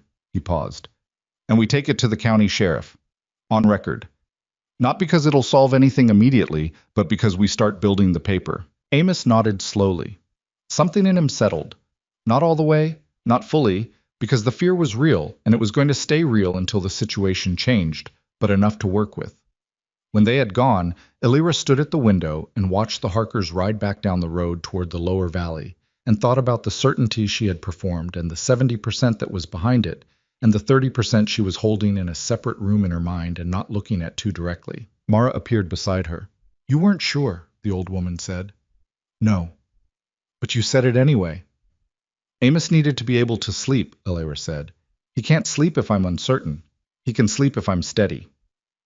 She watched the Harkers disappear around the tree line. And if I'm wrong about Cole's limits, I'll deal with that when it's in front of me. Mara was quiet for a moment. You've changed, she said. Everyone does. Not everyone changes toward something. Mara picked up the coffee pot from the hearth. Some people just change away. Illyra thought about the chapel in November. The paralysis at the entrance. The dress she'd pressed in lamplight while her brother slept without guilt in the next room. She thought about all the versions of herself that had been managed and moved and traded, and she thought about what it felt like to stand in a yard and speak to a man like Cole without the ground shifting under her feet. I had things to change toward, she said, and she left the window and went back to the table, because there were still terms to add to the cooperative document, and Cole was not done yet, and the spring was still coming, whether she was ready or not. The community meeting happened on a Friday evening at the end of March. All 9 cooperative families gathered in Deller's barn, the largest available space, with lanterns hung from the rafters, and hay bales arranged in an approximation of seating and the smell of cattle and winter hay making the air thick and real. Illyra had not planned to speak first. She had planned to let Ronan open it and Deller anchor it, because both of them carried more standing in the valley than she did by simple measure of time spent here. But when the families had all arrived and settled and the expectant quality of a room waiting for direction had filled the space, she looked at Ronan and he looked at her, and she understood from his expression that he thought she should do it. She did not entirely agree with him, but she went ahead. She stood in the middle of the barn and looked at the faces around her. Amos and Bet Harker, the Calloway brothers, with their arms crossed in identical posture. Jessup sitting straight-backed on a hay bale like she was in a board meeting. Schreiber, with his expression of reserved evaluation. Strand in the back near the door, as if maintaining the option of exit. Thomas and Margaret Prentice, with their hands close enough together that they were nearly touching. Deller in the front with Clara beside him, and all the others. She told them what Cole had done at the Harker property. She told them about the conversation in her yard. She told them that Cole was not going to leave immediately, and that the next weeks were going to be the proving season for what they had signed on paper, and that proving seasons were always uncomfortable, and that she was not going to pretend otherwise. He's counting on some of us deciding the trouble isn't worth it, she said. That's his entire strategy at this point, because the other strategies haven't worked. He needs one family to fracture, and then he uses that fracture to suggest the whole structure is soft, and then the doubt spreads. And eventually he gets what he couldn't buy outright. She looked around the room. That is a legitimate plan. It has worked for him before. The only reason it won't work here is if it doesn't work on any of us. Not on the weakest point. Not on the most frightened point. None of us. The barn was quiet. I've been here 5 months, she said. I know that's not long. Some of you have been in this valley longer than I've been alive, And you know things about this land and this community that I don't know yet and probably won't for years. She was not going to pretend a history she didn't have. But I know what I've seen since November. I know what this valley is capable of when the people in it decide to work in the same direction. She paused. And I'm asking you to hold that direction for a little longer. Because Cole is almost out of moves, and the one that's left to him is waiting for us to do his work for him. Nobody spoke for a long moment after she finished. Then Jessup said, from her straight-backed hay bale, I held through 2 bad winters and a bad husband, and I didn't break for either. I'm not breaking for Cole. Something moved through the room at that. Not dramatic, more like a collective breath released. Old Strand said, from the back near the door, same. Ellis Calloway said, same. The word moved around the room in different voices, and it was not a roar and it was not a dramatic proclamation. It was just a series of people deciding, quietly, and with full knowledge of what they were deciding, to hold the thing they'd signed on paper. Elira stood in the middle of it and felt something large and complicated move through her chest, something she was going to spend a long time finding the right name for. Ronan was standing near the barn wall, watching her. She looked at him across the space of the barn, across all those people and lanterns and hay bales and the cold night pressing in outside, and whatever passed between them in that look was quiet enough that nobody in the room could have identified it, but real enough that she felt it in her sternum. She looked away first, because there was still work to do. There was always still work to do, but it was work she had chosen, in a life she was building, on ground that was, slowly, imperfectly, with significant gaps and at least one provision she'd invented on the spot in a yard while holding an axe, beginning to feel like hers. Cole left the valley on a Tuesday in early April. He did not announce his departure. He did not come to anyone's door to say that he was withdrawing his offer or that the valley had beaten him, because men like Cole did not frame things that way, not even to themselves. What happened was simply that his horses were gone from the Black Hollow livery one morning and his rooms at the boarding house were vacated, and Doris Peck at the dry goods store told Mara, who told Elira, that she had seen his wagon heading east on the county road just past dawn. Elira received this information while she was pouring coffee, and she set the pot down carefully and stood at the kitchen stove for a moment with her back to the room. She had expected to feel relief. What she felt instead was something more complicated. Not quite relief and not quite satisfaction, but the particular flatness that follows sustained tension when the tension finally releases. Like a rope that's been pulled tight for so long that when it finally slackens, it doesn't spring back immediately. It just lies there, waiting to remember its own shape. He'll be back, Ronan said from the table, without looking up from his coffee. I know. She turned around. Not this season, but eventually. Eventually. He turned the cup in his hands. By then the cooperative will be a year old, and it'll either have proven itself or it won't. It will, she said. He looked at her. You're certain. She thought about it honestly, the way she tried to think about most things now. Without the performance of confidence, and without the performance of uncertainty, just the actual calculation. I'm certain enough, she said, which is a different thing, but it's what I've got. He nodded slowly. That was enough for him, and she had learned enough about him to understand that it was genuine agreement rather than polite acceptance. Ronan Mercer did not do polite acceptance.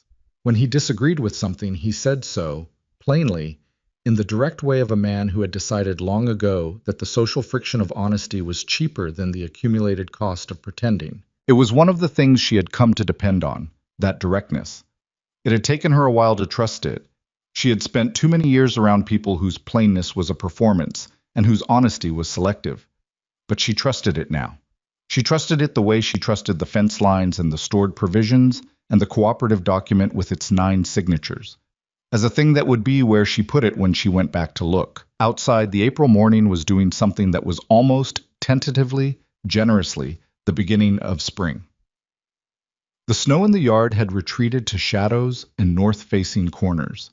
The ground under it was dark and wet and beginning to smell like itself again, like soil and root systems, and the particular organic promise of things that had been dormant deciding to reconsider. Ivy was in the yard already, doing what Ivy did in the mornings now, which was a combination of practical chores and quiet observation of the world around her. She had taken to getting up early, earlier even than Ronan, and spending the first hour of daylight outside in her red wool coat, finished in February, fitted properly. after 2 adjustments. Moving through the yard with the purposeful self-sufficiency of a child who had learned that the morning hours belonged to her and she intended to use them. Silas was still inside by the fire, eating his breakfast with the absorbed concentration he brought to anything he was currently interested in, which this week was a set of illustrated natural history pages that Elira had found in a box of donated books that Jessup had brought over in March. He had been studying them with the same focused attention he gave to his wooden animals, as if the knowing of something was itself a form of possession.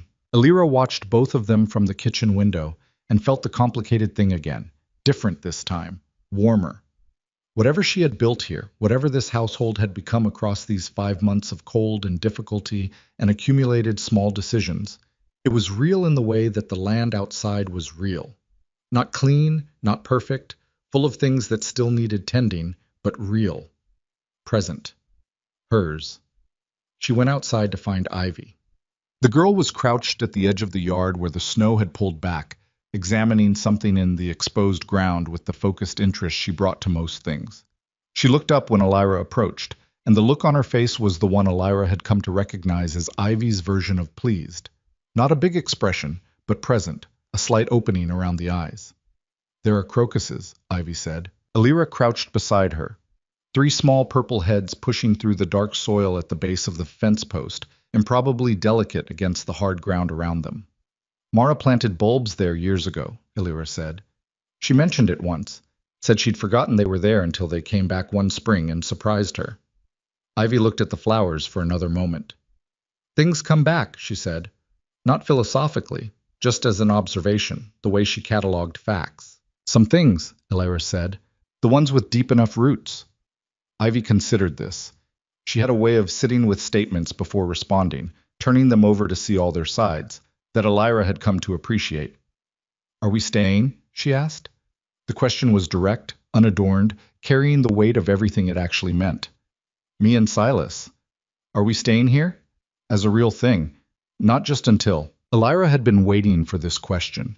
She had been preparing for it in the way she prepared for most important things, thinking through it carefully so that when the moment came she could give the honest answer without hesitation, because Ivy deserved the honest answer without hesitation. "Yes," she said. "If that's what you want, this is your home. I'm not speaking for some future arrangement or some decision that hasn't been made yet. I'm telling you that Ronan and I both want you here, and that's not going to change when conditions change. And if the letter from Oregon comes back and there's family who wants to know you, that will be something you get to decide about, not something that gets decided for you." Ivy was quiet for a moment. She looked at the crocuses. "Silas already decided," she said. "He decided in January. He told me." "What did he say?" "He said this is where the horse lives, so this is home." Something in her voice was both fond and exasperated, the particular combination that older siblings develop for younger ones who arrive at correct conclusions through completely illogical routes. Elira almost laughed. "He's not wrong. He's usually not wrong," Ivy said. "He just gets there in a weird way."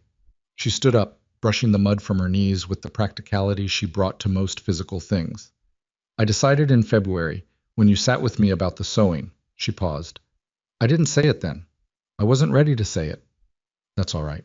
I'm saying it now." "I know."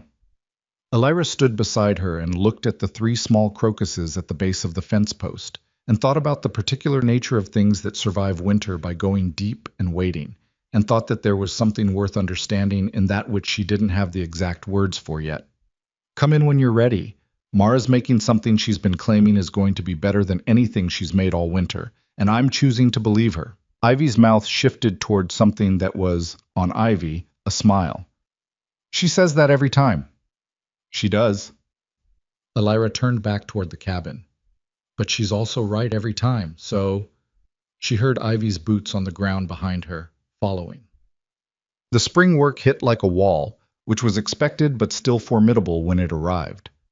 The frozen months had stored up a considerable amount of work that now needed doing simultaneously.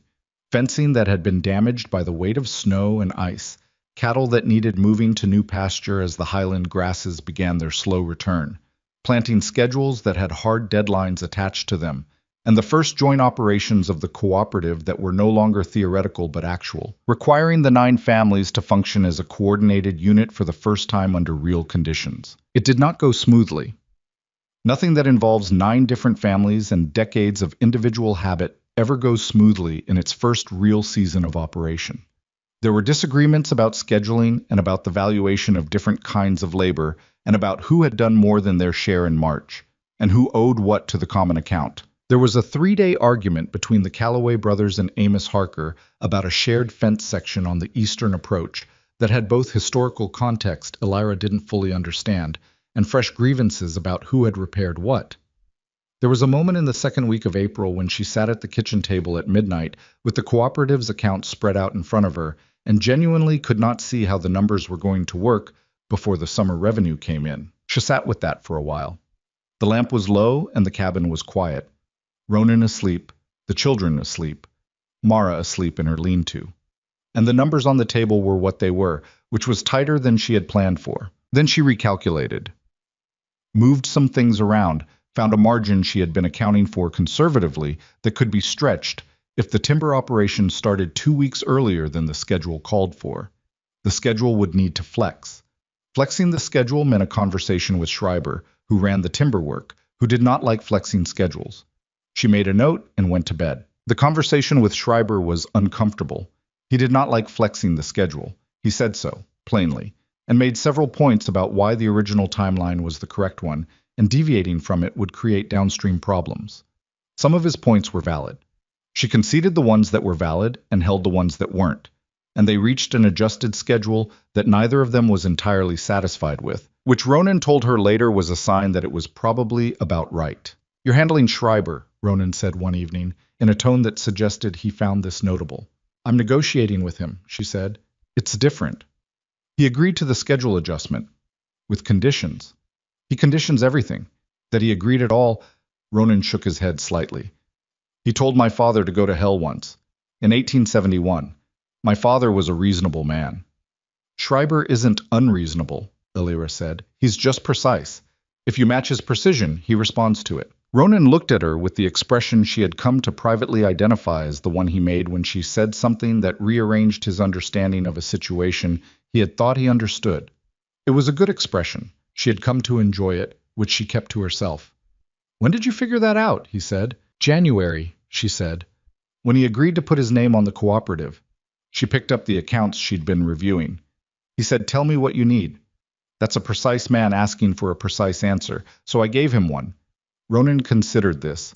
"You watch people." "I always have." She turned a page in the accounts. It was the only way to know what was coming. He was quiet for a moment. Then, "Is it different now?" "Watching." She thought about the question. It deserved a real answer, not a quick one. "Before I was watching for threats," she said, "for what was going to be used against me or taken from me. Now I'm watching for—" She paused, finding the word. "Leverage. In the useful sense. What does someone need? What do they respond to? How do you build something they'll hold to?" She looked up at him. "It's the same skill, different purpose." He held her eyes for a moment. "Better purpose," he said. She looked back at the accounts. "Significantly," she agreed.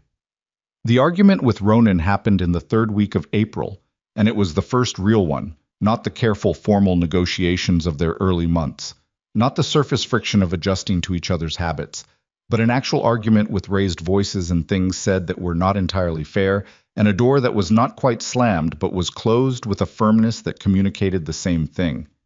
It was about Cade. Her brother had appeared again, 3rd time since November, and the pattern of his appearances had a predictable shape.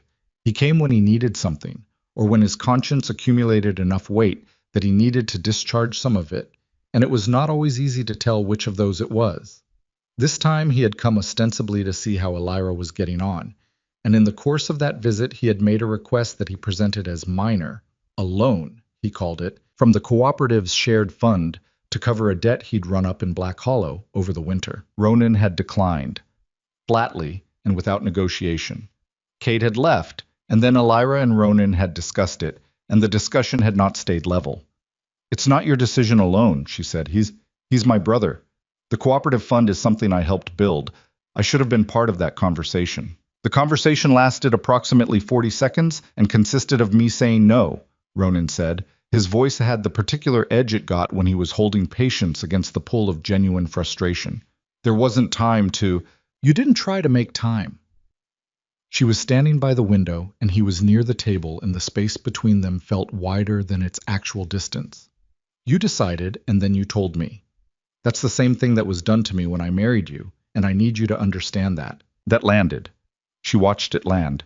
His jaw tightened and his eyes went somewhere interior for a moment, and when he looked back at her, the edge in his expression had changed from frustration to something more complicated. "That's not a fair comparison," he said. "I know it's not entirely fair," she said. "I'm saying it because I need you to feel how it sounds, not because it's exact." She turned from the window. "Kate is not a good person to give money to. I know that. I know it better than you do, but I needed to be part of deciding that." A long silence. "You're right," he said. The words came out measured but genuine. Ronan did not apologize easily. It was one of the places where he sometimes got himself into corners and stayed in them longer than he should. But when he got there without qualification. "I reacted to him being here, and I moved faster than I should have." "Yes. I'll come to you first. If he comes back." "He'll come back," she said. "He always comes back." "I know." Another pause. "What would you have said to him about the loan?" She thought about it honestly. "No," she said. "I would have said no. But I would have said it in a way that left him less," she looked for the word, "less of a reason to be angry. You said it in a way that made him feel dismissed." "He is dismissed." "I is," she agreed. "But he's also my brother, and how I manage that relationship is mine to manage, even when he doesn't deserve the management." She held Ronan's eyes. "Do you understand the difference?" He did. She could see him working through it. The distinction between the correct outcome and the correct process for arriving at it. The way the person who does the thing sometimes matters as much as the thing being done.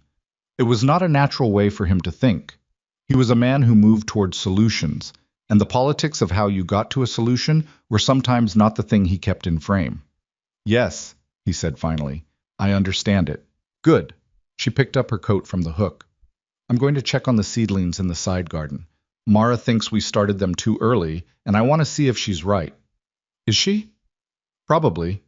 She went out. She stood in the side garden for a while in the April afternoon, looking at the seedling trays lined up under the oilcloth cover, and she thought about the argument and the way it had gone and the way it had resolved, and she thought that it was the most honest conversation she had ever had with another adult about how she needed to be treated, and she had not apologized for any part of it, and the world had not collapsed. A pattern was developing.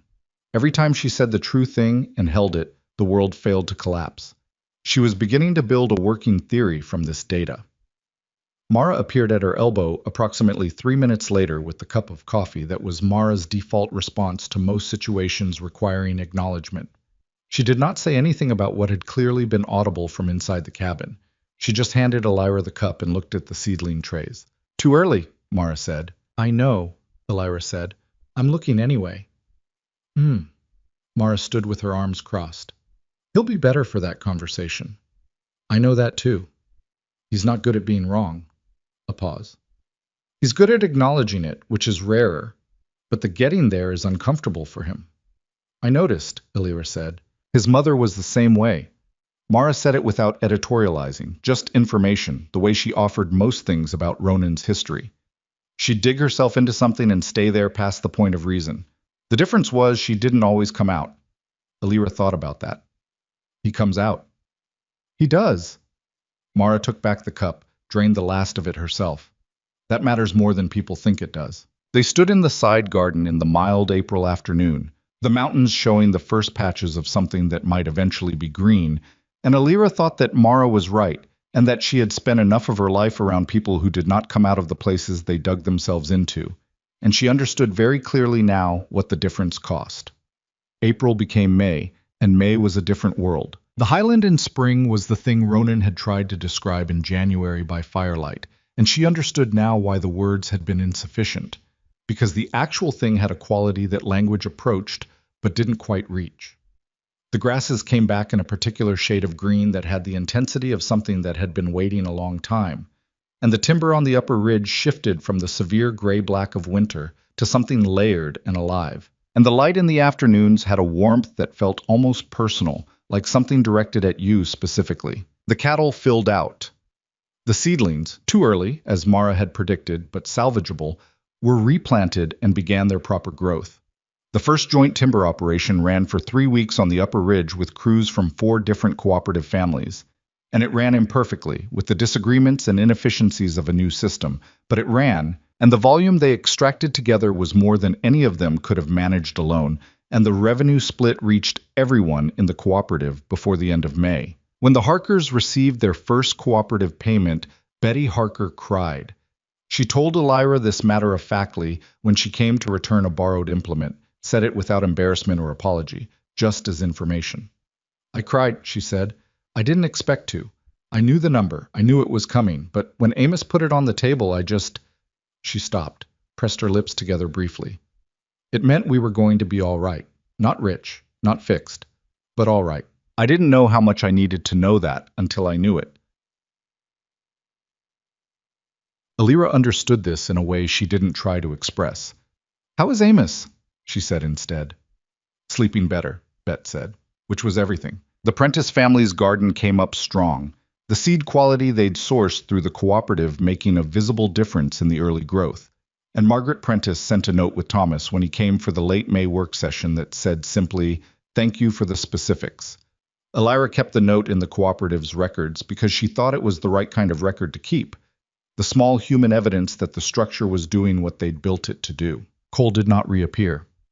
There were rumors from the county seat about his operations in other areas. A family in the Creston Range had gone to court about a contract dispute with one of his subsidiary companies, and the territorial paper had run a brief notice about it. But he did not come back to the Black Hollow Valley, not that spring. Elira was not surprised, and she was not entirely relieved. She had said to Ronan that he would come back eventually, and she meant it, and the cooperative's second year would be the real test of whether what they'd built could hold against a more patient version of the same pressure. But that was a future problem. She had learned, over these months, to hold future problems in their appropriate place, accounted for but not dragged forward, not allowed to colonize the present with their weight. Ronan's birthday was in May.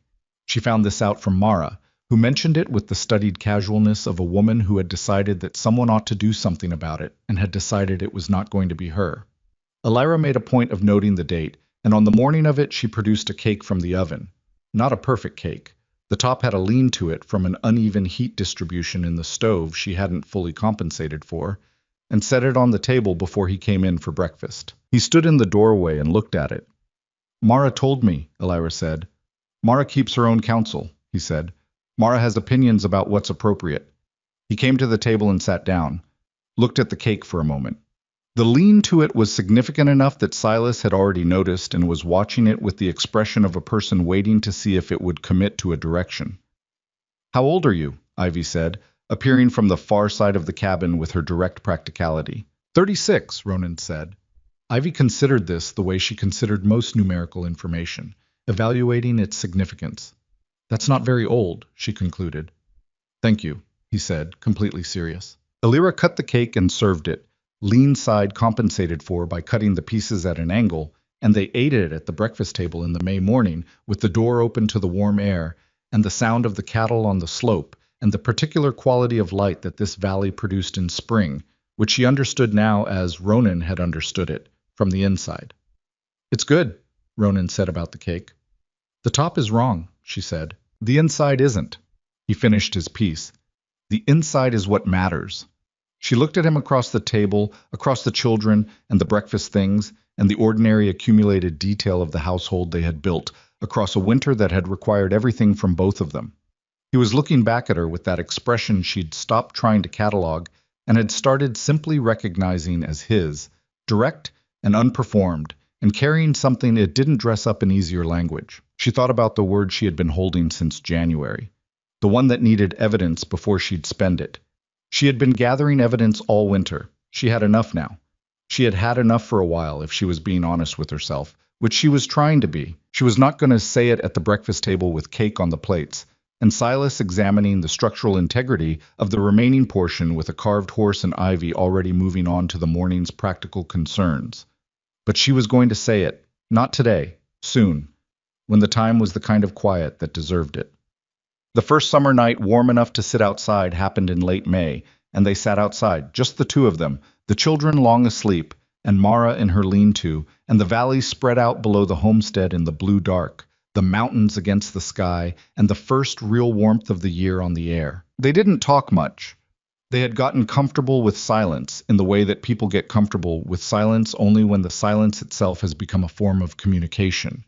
When sitting next to someone without filling the air means something, when the choosing of that particular company and that particular quiet is itself a statement. At some point he put his hand over hers on the bench between them. Not a motion toward anything, just that.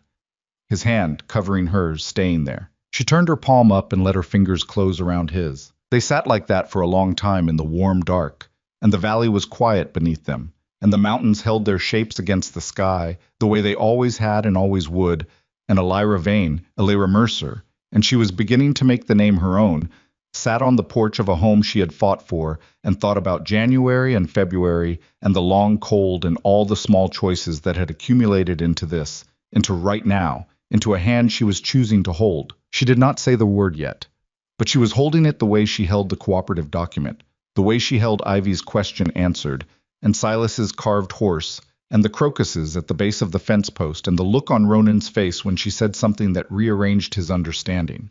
She was holding it like something she planned to keep. The summer passed the way good things sometimes pass. Not quickly, not slowly, but with the specific weight of time being actually used rather than merely endured. The cooperative's first full season ran through June and July with the grinding imperfection of anything new and real. There were weeks when the shared labor schedule produced friction that required Elira to sit with 2 or 3 people at once and work through the kind of disagreement that has no clean answer, only a negotiated one that everyone can live with.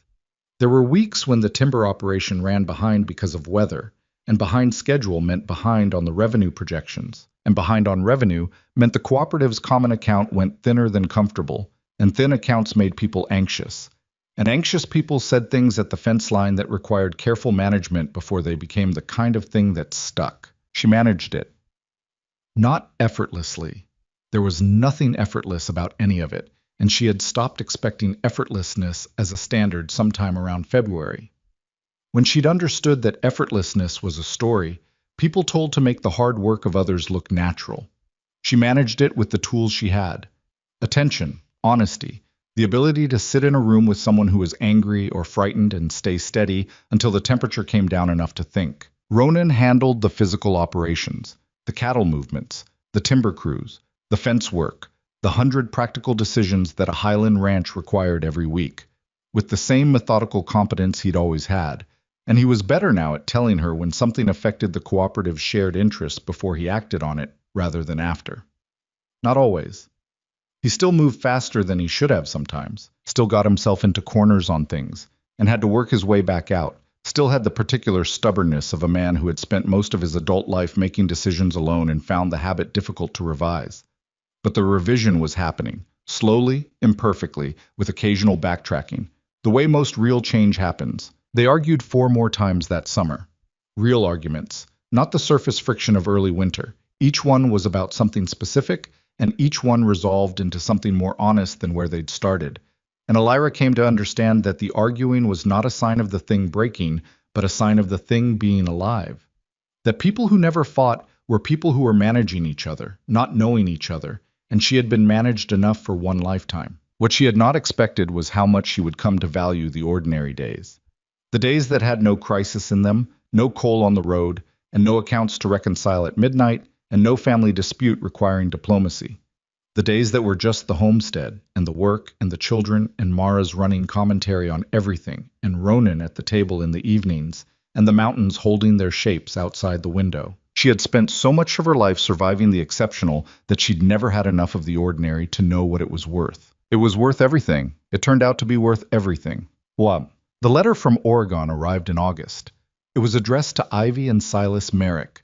Elira had not known their last name until the letter arrived, which was its own kind of thing to sit with. The realization that she had been caring for these children for 7 months without ever having occasion to ask their full names because it had simply not been the relevant thing.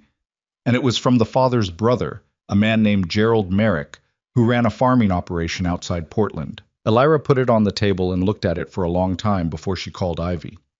Ivy came, saw the letter, and sat down across from it with the careful composure she used for things that mattered.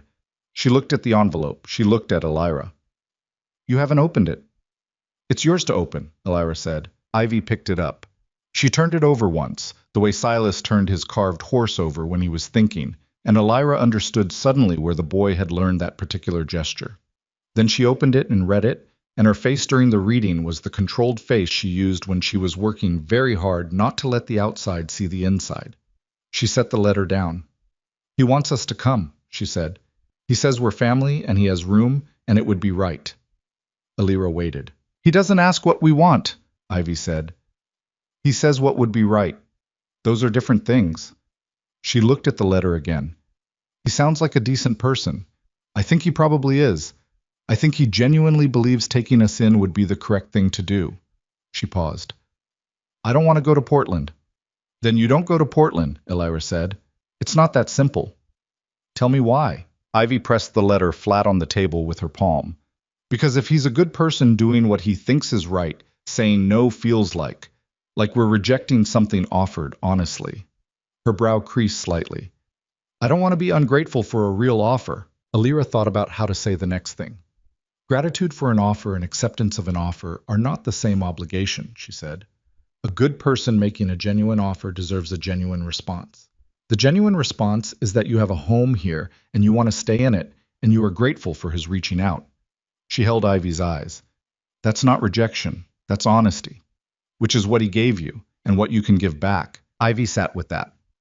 Outside, the August afternoon was warm and the sound of Silas somewhere in the yard was audible. He'd developed a habit of conducting quiet conversations with the wooden animals that he may or may not have believed were private, and the mountains were the particular summer gold they turned in late afternoon. "Will you help me write to him?" Ivy said. "Yes, right now, if you want." "Not right now." She folded the letter carefully. "I need to think about what I want to say, so it's honest." "Take the time you need." Ivy nodded. She stood up, tucking the letter into the pocket of her dress. She started for the door, then stopped. Without turning around, she said, "I decided a long time ago, about staying. I just needed to know there was still a choice." She paused. "There's always a choice. That's what you taught me." She went out into the yard and Elira heard her say something to Silas, something practical, an elder sister in tone, and Silas's response, which was, whatever it was, she couldn't make out the words, and the particular quality of that sound, 2 children in a yard in August, was something she was not able to be analytical about. It simply landed in her chest and stayed there. She sat at the table alone for a while and thought about a girl standing at the entrance to a chapel who could not make her feet move forward, who had no practice in choosing and therefore no practice in knowing that she could. She thought about what it had taken to learn that. The long cold and this hard work, and the arguments, and the cooperative document with its 9 signatures and all the kitchen table conversations, and the calf finding its legs in the lamplight at 2 in the morning, and everything else that had accumulated across these months into the specific weight of a life she recognized as her own. She thought, if I had known, in November, what it would cost to get here, would I have been able to walk through the door? She didn't know the answer. She suspected not. She suspected she had needed not to know, had needed to move through it day by day without the full view of what was ahead, finding each next thing only when she was already standing in it. That might be the only way anyone ever builds anything real, not with full knowledge and full preparation and a clear view of the destination, but step by step, with incomplete information and imperfect tools, trusting the direction more than the certainty. She got up from the table and went back to work. But Mara got sick in September. Not dramatically.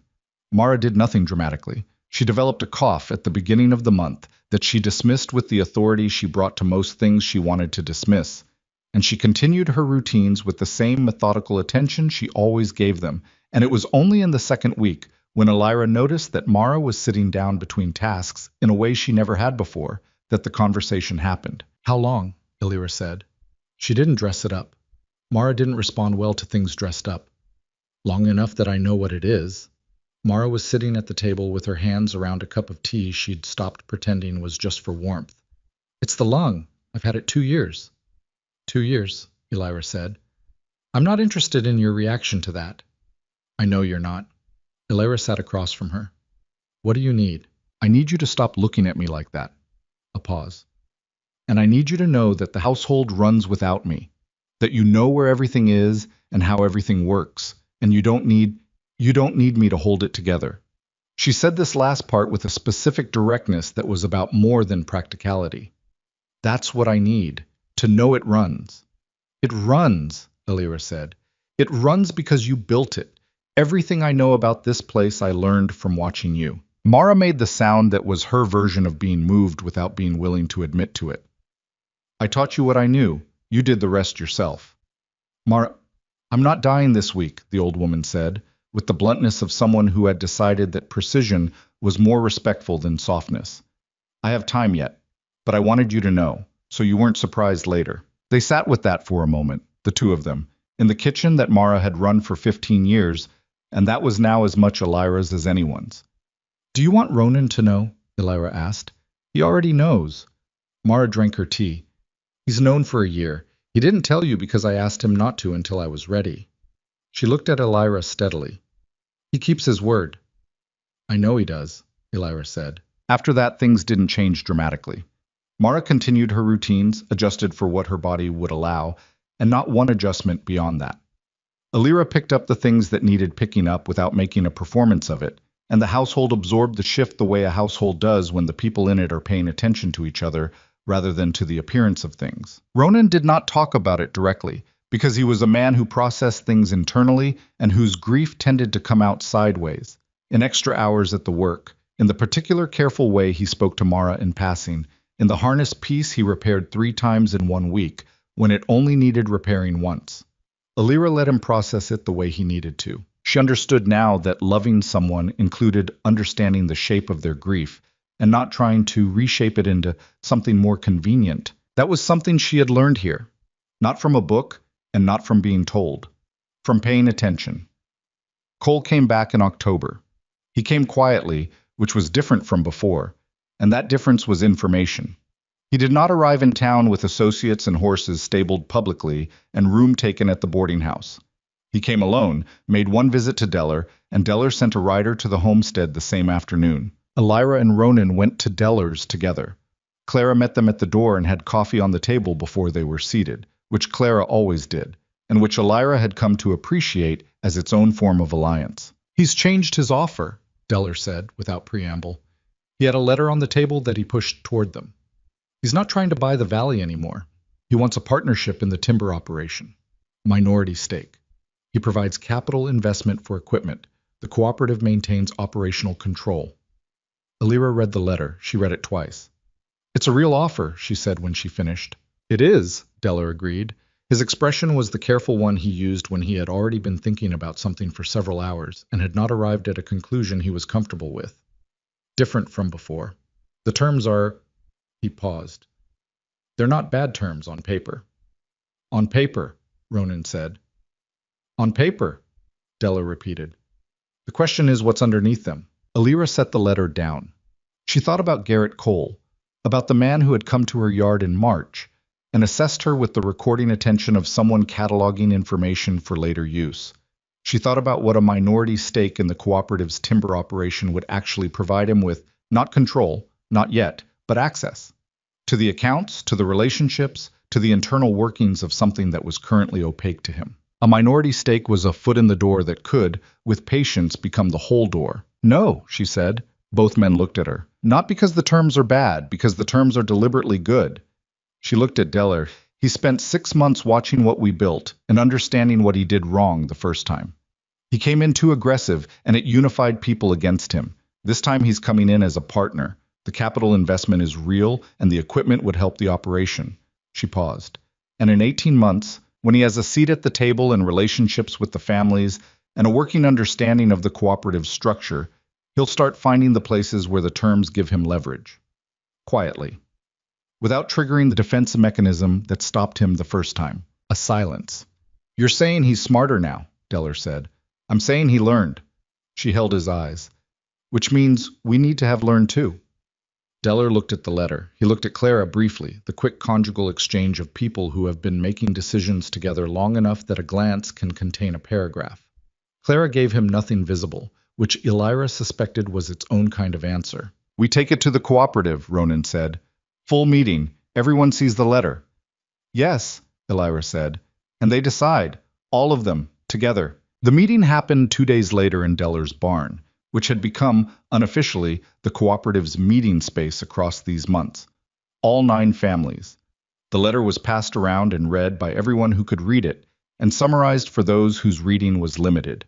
Elira laid out her analysis in the same plain terms she'd used before, not assuming the conclusion, just walking through the logic of what the offer actually represented beneath its surface. Schreiber said, the equipment would be genuinely useful. Yes, Elira agreed, but the access it purchases for him is more valuable to Cole than the equipment is to us. That's my read. Schreiber looked at the letter one more time and handed it back. Then no, it was not unanimous. 2 families needed more conversation before they arrived at the same place, and those conversations happened on the margins of the meeting and took the better part of an hour. But they arrived, and the cooperative sent a letter back to Cole that was written by Elira and reviewed by Ronan and signed by all 9 families, declining the offer with specific and respectful language that made clear they understood exactly what had been proposed and had considered it seriously before declining. Cole did not respond. He did not come back that autumn. Elira did not believe he was gone for good. She had stopped believing in the permanent departure of problems. Problems, in her experience, had better stamina than solutions and required constant tending. What she believed was that the cooperative was stronger for having faced him twice and refused him twice, and that the second refusal had been smarter than the first, and that if he came back a third time, they would be smarter still. That would have to be enough. It was enough. Mara passed in December, 2 days before the first serious snow of the new winter. She went in her sleep, in her lean-to, in the bed she had slept in for 15 years, which was what she had said she wanted when Elira had asked her once, in October, in the plain way that Mara appreciated being asked about things. She had wanted to be in her own place, in her own bed, without a production made of it. The production was made anyway, by the people who loved her, because that was what people did, and Mara had known it would happen, and had accepted it as the cost of having been present in people's lives long enough to matter to them. Ronan took it hard in the sideways way. He took hard things. He worked for 3 days straight after, longer hours than the December light justified, and Elira let him work and made sure there was food when he came in, and did not push at the grief before it was ready to be spoken. On the 4th day he came in at noon, which was unusual, and sat at the table without taking his coat off, and she put coffee in front of him and sat across from him and waited. She used to talk to my father's photograph, he said. There was a photograph on the shelf in her room. I don't know when she started doing it, but I heard her sometimes. Not the words, just the sound of her talking to it. He wrapped both hands around the coffee cup.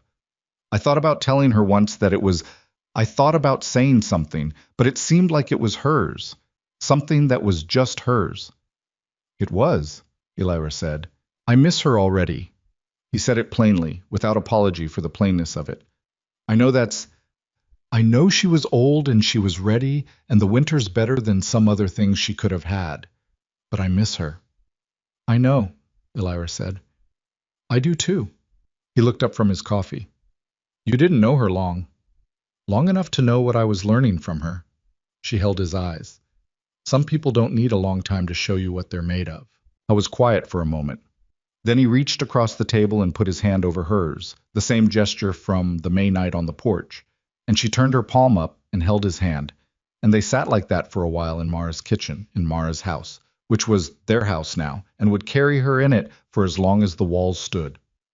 They buried Mara on a clear December morning with the first snow on the ground and most of the valley present, because Mara had been in the Black Hollow Valley long enough to have touched more lives than any of them had fully accounted for until she was gone.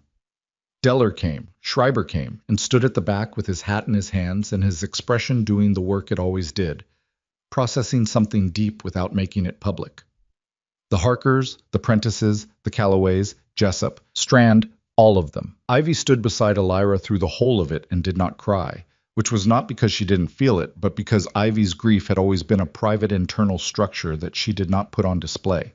She held Silas's hand, and Silas, who was old enough now to understand what death was, and young enough that he understood it most clearly in terms of specific absence, held his carved horse in his other hand and was very quiet. Afterward, when the Valley families had gone, and it was just the four of them, five, if you counted Ronan, which made it five, Ivy said, "She knew we were staying." "Yes," Elira said. "I'm glad she knew." "So am I."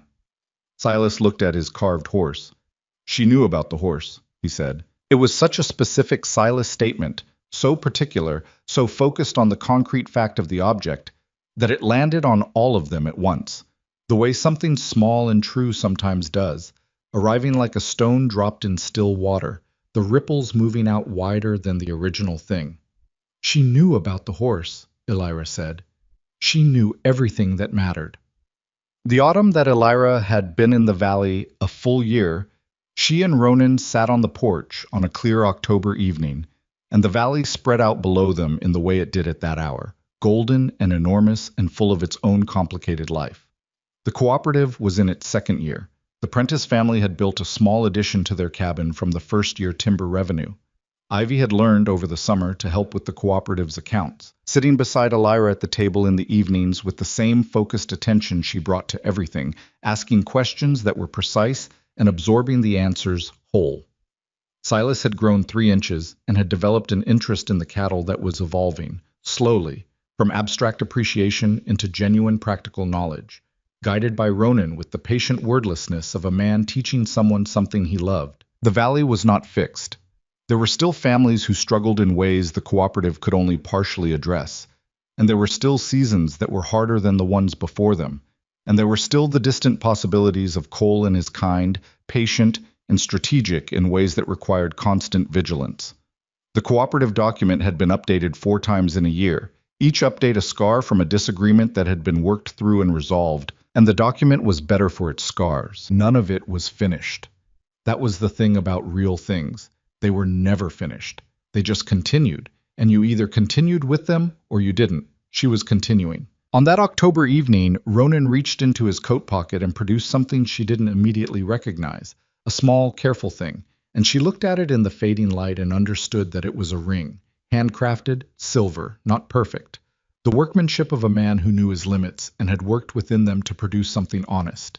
He placed it in her open hand. "I didn't buy this," he said. "I made it. Over the summer. I know I'm not a jeweler." He was looking at her with the particular expression he had when he had decided to say a true thing and was staying with the decision. "I want you to choose this, the life here, me, the children, the whole, all of it." He paused. "Not because it was what happened to you, because it's what you want." She looked at the ring in her palm, at the workmanship of it. Imperfect, yes, the kind of imperfect that came from real hands making a real thing, rather than from a lack of care. She could see the care in it. She had learned, over a year, to see the things Ronan did with care rather than words. She looked at this man who had whispered 6 words to her in a chapel when she had been expecting cruelty, who had bought red wool and left it on a table and walked away from it, who had held her hand on a May porch without demanding it mean anything beyond the holding, who had argued with her and been wrong and said so and come back, who had taught a small boy about cattle with the wordless patience of someone passing on something that matters, who had made a ring over a summer because he couldn't say in any other language what he wanted to say. She thought about what it meant to choose, not to accept, not to endure, not to survive, to choose, actively, with full knowledge and full awareness of what came with it. The imperfections, and the arguments, and the gaps in the structure, and the work that never finished, and the grief that sat beside the joy and the cold winters that required everything you had. She thought about what it meant to want a life rather than simply inhabit it. She put the ring on her own finger. "Yes," she said, not the performed yes of a person saying what was expected. The plain, certain yes of a woman who had learned at considerable cost to know her own mind and trust it. He looked at the ring on her hand and then at her face, and the expression he had was the one that had no word she knew for it, the one that was direct and unperformed and carrying something large in a very quiet container. "Okay," he said. She almost laughed. "Okay? I mean—" He stopped. Something shifted in his expression towards something warmer, more unguarded than she usually saw from him. "Yes. I mean, yes." Everything I meant to say when I made the ring, all of that. I know, she said. I know what you meant. The valley held its evening colors below them, and somewhere inside the cabin Silas was talking to his wooden animals in the quiet voice he used when he thought no one could hear. And Ivy was probably at the table with the accounts, because Ivy approached evenings productively, and the mountains were the particular color they turned in the last light, which she now understood from the inside, which was the only way to understand anything that mattered. She sat on her porch in her valley and thought about November, 1 year ago, when she had been a woman who could not make her feet move forward, who had never been asked what she wanted and had therefore forgotten, mostly, that wanting was something available to her, who had been managed and moved and traded until she had mistaken the shape of a cage for the shape of the world. She thought about what it had taken to learn the difference. It had taken cold and hard work, and a document with 9 signatures and children in the yard, and an old woman's plain commentary, and 4 real arguments, and a community of people who held together when they had every reason not to, and the specific daily practice of choosing, over and over, even when the choice was small and the stakes seemed modest and nobody was watching, especially when nobody was watching. That was the lesson she had bought with the hardest year of her life, and she intended to keep it. The choosing didn't stop when the crisis ended. The choosing was the thing itself, the ongoing, unremarkable daily act of deciding who you were and what you were building and whether you were going to hold to it when the conditions made holding difficult. There were people in this valley who had watched her arrive as a crying bride sold to settle a debt, and who had watched something else happen across these months, and who had drawn their own conclusions about what that meant.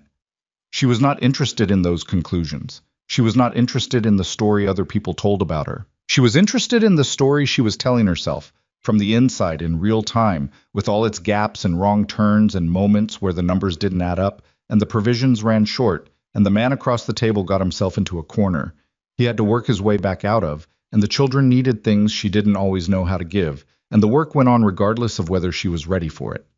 That story, with all of that in it, was hers. She had built it herself, not alone. She understood that now, that the myth of alone was itself a kind of cage, that the people you let in were not a weakness in the structure, but load-bearing parts of it. Not without cost, not without the specific education of a winter that required everything and gave back something she could not have anticipated in November, when she had no practice in choosing and therefore no way to know what it would feel like to finally begin. But hers. The first stars were coming up over the eastern ridge, one at a time, the way they always did in this valley. Not all at once, but gradually, the dark revealing them by degrees. The full picture only visible when you had the patience to wait for the light to finish changing. Alira Mercer sat on her porch and watched them appear, and did not rush the watching, because she had learned across a year that had cost her more than she'd budgeted for and returned more than she'd known to ask for, that the things worth seeing rarely arrived all at once. They came the way spring came to the highlands, slowly, imperfectly. And then, one morning, undeniably.